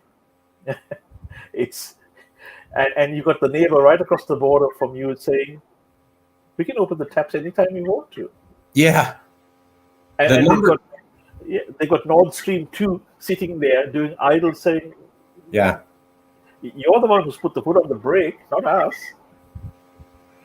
Number 2 supplier, Norway, is already pumping at full tilt, meaning they're already sending as much as they can. And Germany has no means of importing liquefied natural gas cargoes, which is the exact opposite of what that other article said, that they're just going to do more liquid gas and bring in more. Bloomberg is saying... What it actually means is they can't import it directly to Germany right now. They'll have to build the terminals first. Right. And to build the terminals, it means you're going to take minimum 3 years to build the terminal. So again, you're screwed. So for the next 2 to 3 years, even if they wanted to, they'd have to build all this infrastructure to bring more oil and gas in from other places. It would not be as cheap as Russia's, which means they'd have an economic recession, and it would take 2 to 3 years to get there, and they would have the cost of building this. And all this talk about how they're going to go renewable in 2 years is just garbage. No, it's garbage. It's baloney. Even now, France has opened up, is looking to build more nuclear reactors.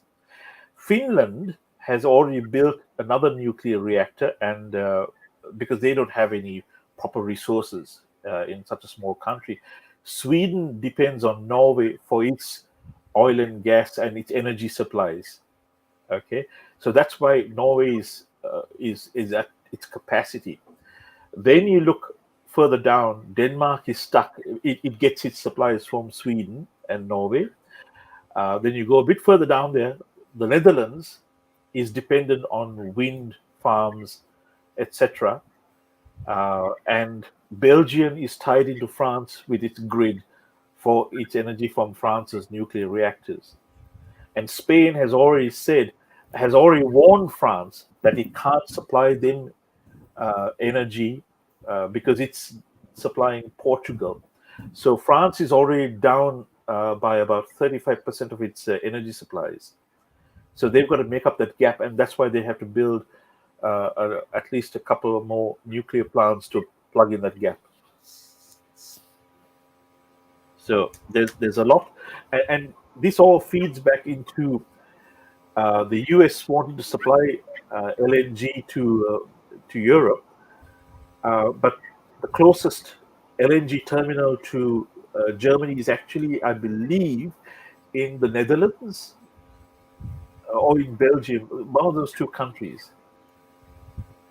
So the LNG has to somehow get to Germany, and that is going to be another exercise. So you can already see the additional costs being added on to a simple cargo of LNG. Whereas all Germany, if they are smart, all they have to do is open the taps, and they will get cheap Russian gas and oil. There it is. You know, the Exactly what you said. The business case is astounding, and this is where you have to look at the stupidity of what's going on there.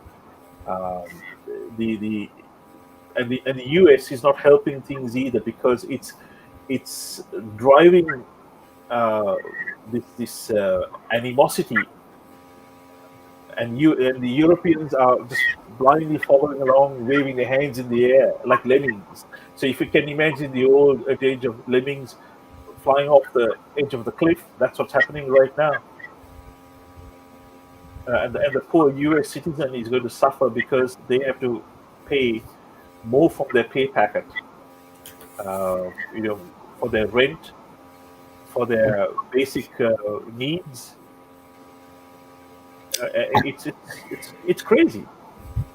Is the Green Party, the liberal Green Party of Germany, suggests the government could delay plans to close its last nuclear reactors by the end of next year, and may also backtrack on a pledge to close the country's last coal plants by 2030.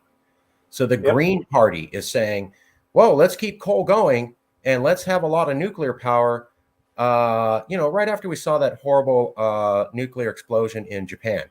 Yes. So is this a good idea for so one thing that I've not heard, John Kerry went on TV, and he was the climate czar, and he said, boy, I hope this Russian invasion doesn't screw up all our climate goals. And the man was lambasted and laughed at for saying that, but I think he was right. I'm not a big John Kerry fan. He said Latin America's backyard. I think that's racist, but when he was talking about climate change, I think he was right. I work in the climate change field. The whole plan has been to, especially in Europe, get off coal and oil and move to natural gas, because natural gas produces a lot less pollution than coal and oil. And while you're using natural gas, you'll transition to renewables, which they knew was going to take 10 to 20 years to be able to build that infrastructure up to replace the pipeline, the oil and gas. Now Germany's like, oh, we'll just build renewables. And I'm like, if you could do that, why didn't you already do it? Because you can't. You're not going to do it in 2 years. It's like 10 to 20 years.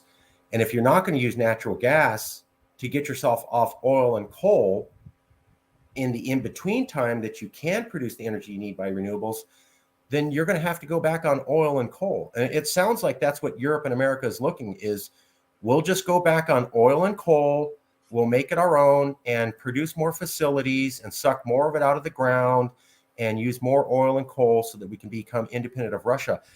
Doesn't that completely obliterate the global goals and progress we've made on climate change and reduce us back 20 years? In one word, yes.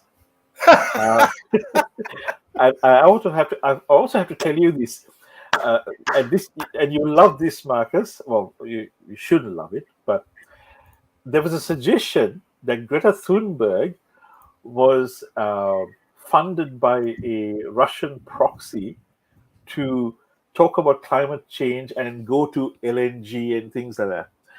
And there's been quite a bit of fun made about that, where the this teenager goes out there and starts blaming everyone, and all the Europeans are so shocked, and they say, "Oh, we must go green." And yeah, they've gone green, all right. They've actually gone yellow, and they're going black now as the lights go out. so, so, yeah, and the Europeans are totally and utterly screwed in one word. They've gone because they've put themselves into the corner, and there's no way out, and their only way out is to go back to the bad old days of using coal and things like that. And this is what's meant when you don't have an incremental change. You try and rush something instead of doing an incremental change, and you have what you would call a spanner thrown into the works. And instead of reacting logically, they're reacting emotionally and out of sheer shock.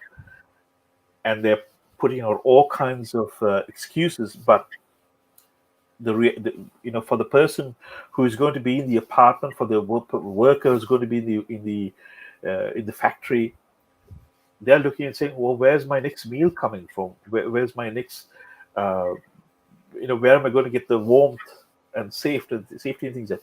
And this is all a lesson for the US, because the US needs to pay attention to what's going on here. Yeah.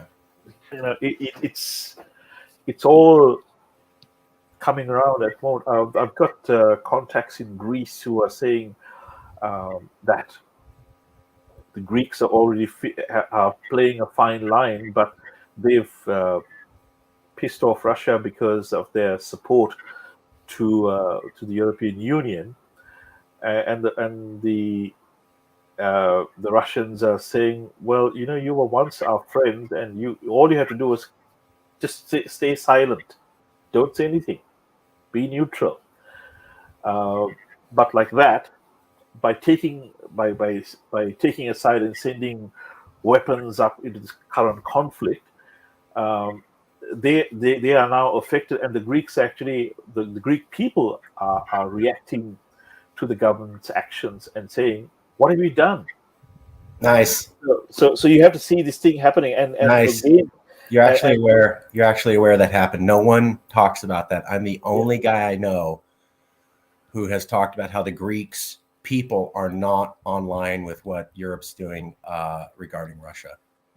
You're the first person I've met to even acknowledge that's a thing. Oh, thank you.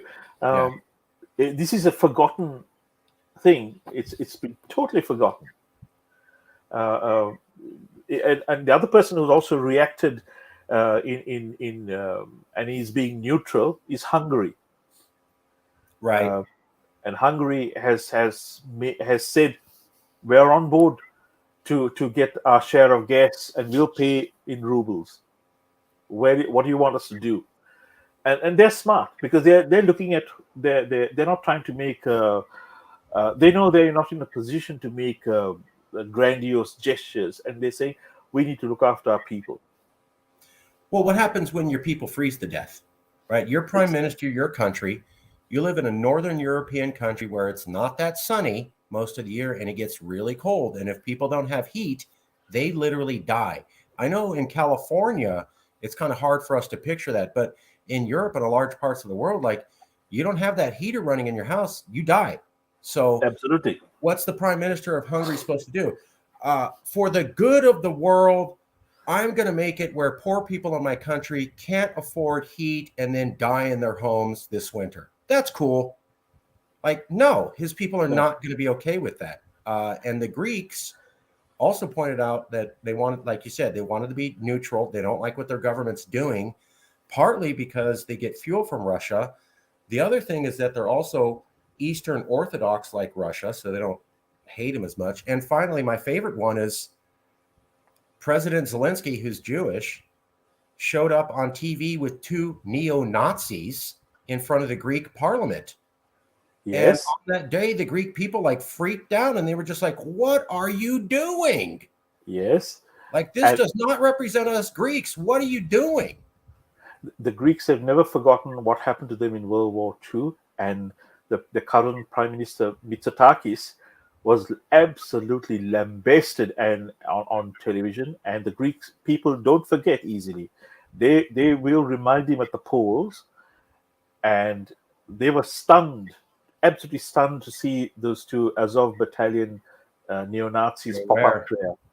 Yeah. Actually, I'll tell you something, Marcus. You did another show on a man by the name of Gonzalo. Yes, I gave you the heads up. He's back online. My advice to you, my suggestion to you would be to get in touch with the Duran boys or Gonzalo directly and ask him whether he would come on your show. And he in his limited, he might be able to give you a limited picture. But if you go to his Telegram feed, you certainly will be able to see the historical content that he has, and you'll be able to enlighten your viewers and enlighten your friends and relatives as to what is really going on there in that part of the world. I've traveled to that area quite a lot, so I know what is going on there. And I know that's not the subject of the conversation here today. No, but it's fine. It's related. Can you do me a favor? Can you type that in a comment? You typed a comment, and when you type a comment, I can post it up for everybody to see. Like Gonzalo on Telegraph? Twitter. He's back on Twitter. And his name is Gonzalo. What's his first name? Lira. Gonzalo Lira. Lira. Oh, yes. Okay. Yes. Yeah. So if you put that clip back in there, you should get it. I'm just trying to figure out here. I will. Yeah. What Bill's talking about was I did another show called Counter Narrative. It was the inaugural episode, is the first one, and we talked about how, Russia invading Ukraine is bad. Shooting civilians in the back is bad, of course. And Putin is kind of correct. I'm not saying he's a good guy. I'm not saying he tells the truth 100%. I am saying that he's not 100% wrong, pointing out that there is kind of a neo-Nazi problem in Ukraine. And I made that show because a lot of people that knew me were saying, there's no problem, there's no problem. And I would go, well, what about this? And they'd say, I never saw that. And what about this? Well, I never saw that. Like I talked to a few people, go, there's no neo-Nazi problem. And I go, what about Zelensky, the Jewish guy, showing up on TV with two Azov brigade neo-Nazis? And people had no idea that happened. And yet they weren't sure there's no problem. The clip may have been cut for certain areas for certain consumption in certain areas. But did you hear what happened in Israel, the Knesset? No. Well, Mr. Zelensky appeared at the Israeli Knesset, and he's doing his usual presentation. And he goes on to say that we had some problems in Ukraine in World War II. And he continues on. Members of the Knesset got up and walked out. Not all, but some members got up and walked out. And the reason is, if you look up on Google the name of a place called Babi Yar, Babiyar, 2 words, your blood will curdle, because in one day, up to 40,000 Jews were executed by the combined Ukrainian neo-Nazis and the Waffen SS Einsatzgruppen, the death squads. And what the Ukrainians did was they pointed out the Jews to the Waffen SS. And that lack of acknowledgement, because Zelensky was stuck.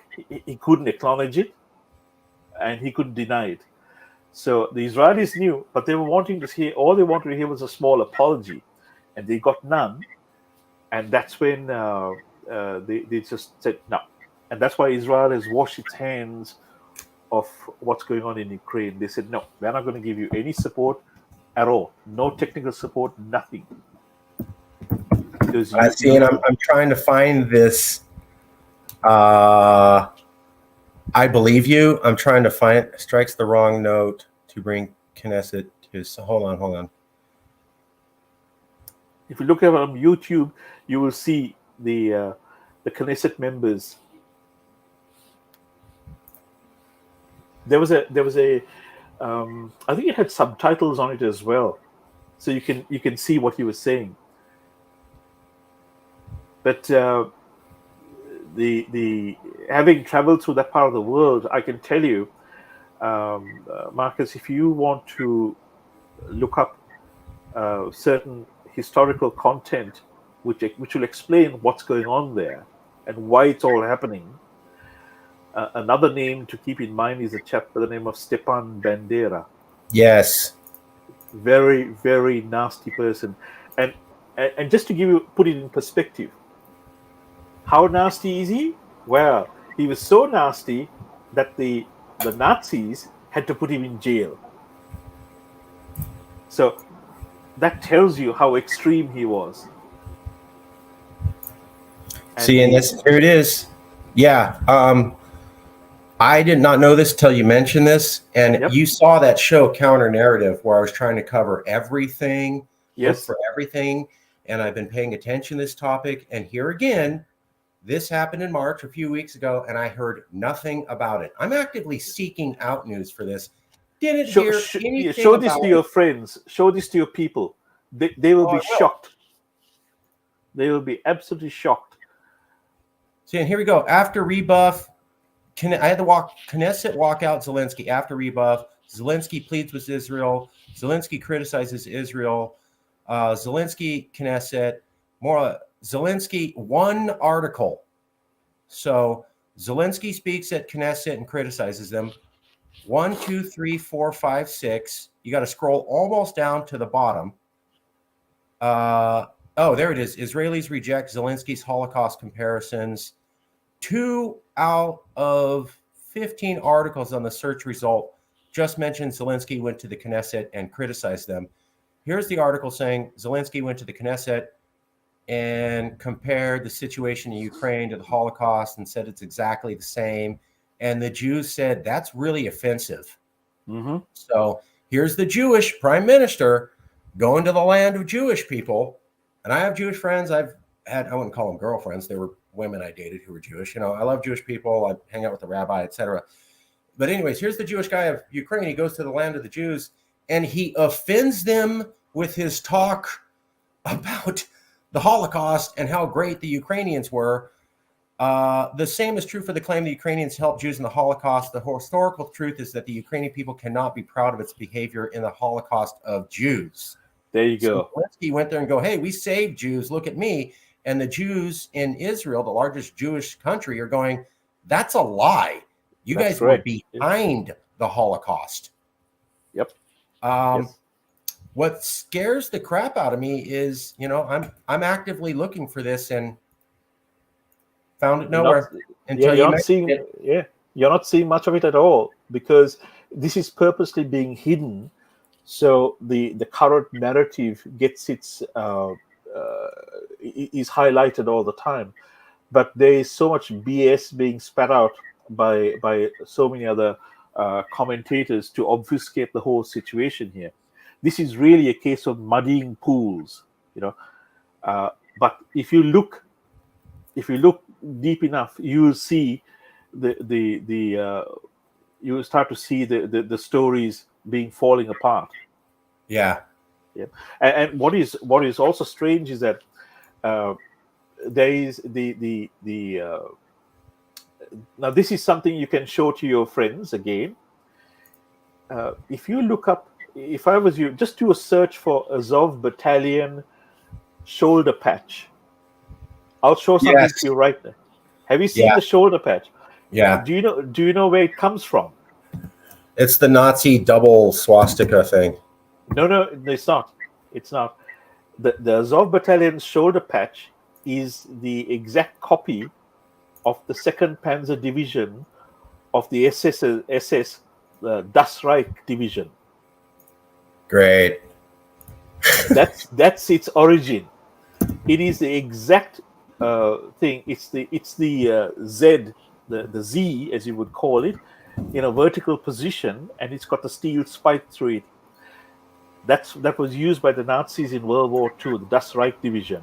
And if you look up their logo and you put it side by side with the Azov Battalion, see, that's it on the left there. You can see that one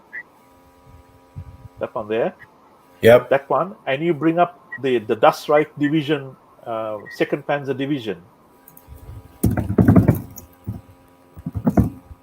Just type in Das Reich Division. There it is, 2nd SS Panzer. It's already in the feed. So look, there's the logo. There's the logo. Okay, so everybody see this? Azov Battalion in Ukraine, backed by the Ukrainian government and the Ukrainian military, and the Das Reich SS Panzer Division. Same insignia. This division took part in Operation Barbarossa, which went through Ukraine into Russia. Hence the link. This is why and I covered that in the counter narrative, that a lot of these members of the Azov Brigade and the Svoboda political party, they were talking about the time the Nazis came to Ukraine as the good old days. That's right. Yeah. And it's like, oh my God, you actually have people today in your official government, in your official military, who say, remember when Hitler came through? Man, those were good times. Yeah. That's what they're doing. And it's like, nobody wants to hear that. Everybody thinks I'm crazy, but here we go.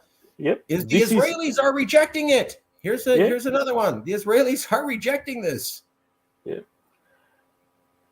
Yeah. The Israelis aren't stupid. They know what's going on.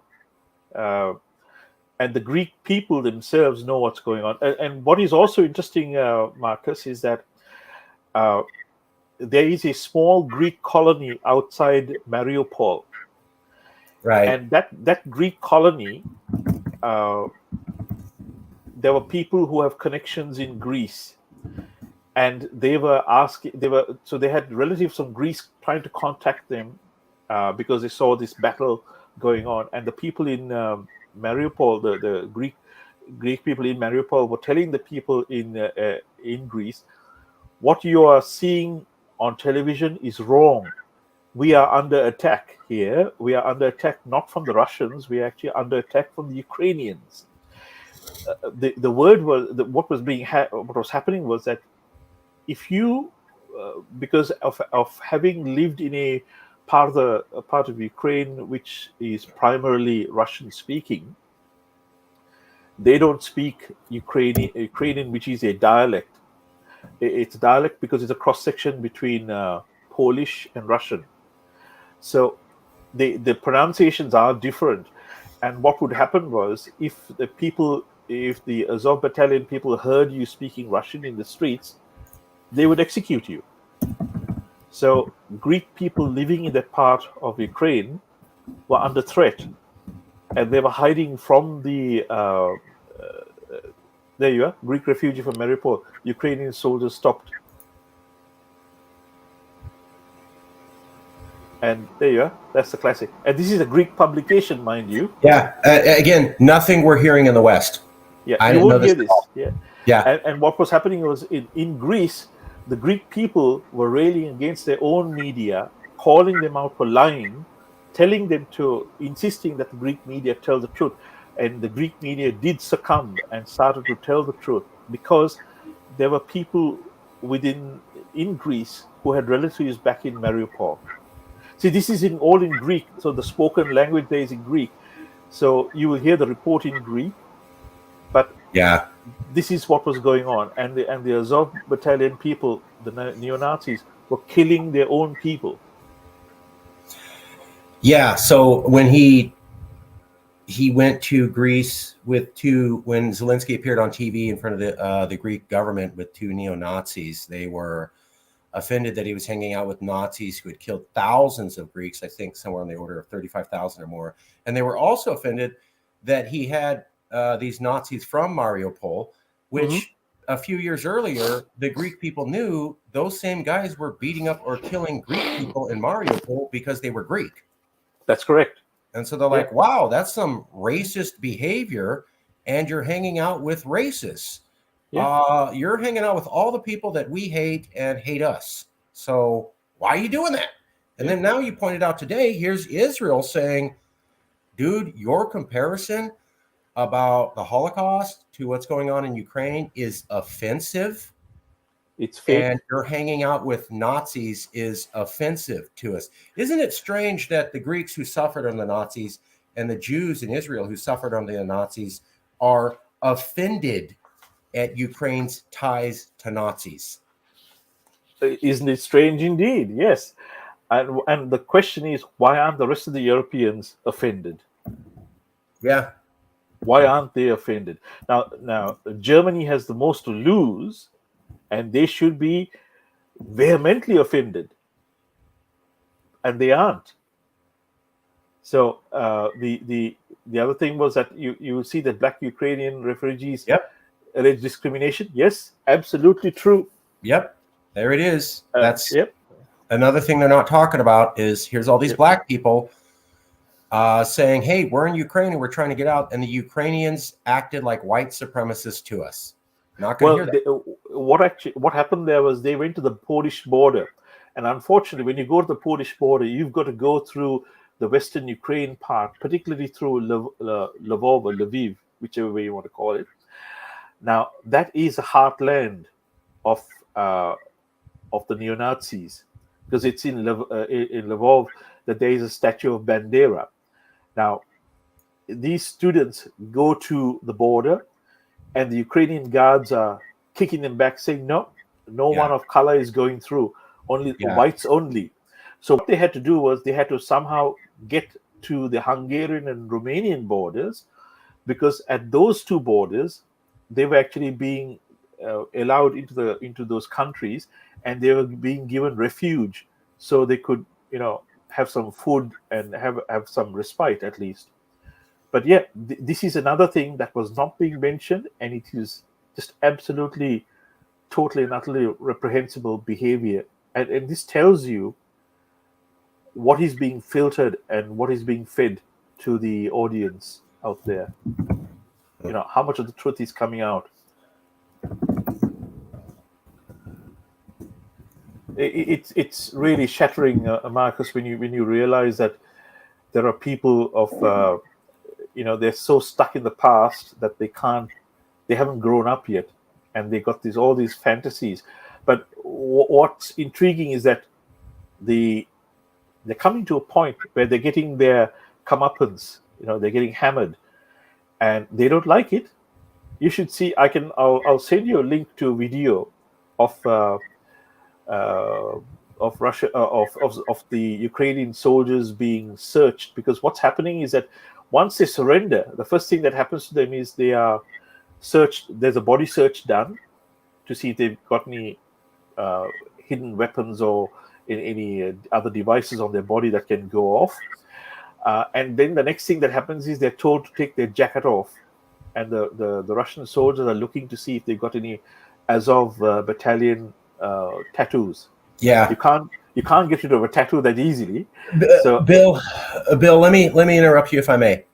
You've given me so much information. I want to do a new episode of Counter Narrative right now. What I'd like to do is in this show, I'm going to start a new show, and I'll post up the link, and you could join the show. And I'd like to do a new episode of Counter Narrative right now, and I'd like you to be on that. But I want to end this show and start a new one, so that I can have it just focused on that. Is that cool? Yes. Would you come to join me? No, yeah, I understand what you're saying, and I can also I don't mind assisting you, because I see so much of BS out there, and unfortunately, it's skewing what is actually happening. And look, I do apologize for going on a tangent here, because No. We're gonna save that right there. I'm gonna end this show. I will be back on my channel and the Yes California channel in 30 seconds. Okay. And we will start an episode of Counter Narrative. Bill, join me. I'll post up the link to join. You can grab the link and then you can rejoin again. Is that cool? All right, Marcus. No problem. All right. Thank you. I'll see you in a few seconds. Counter Narrative coming up. You're on.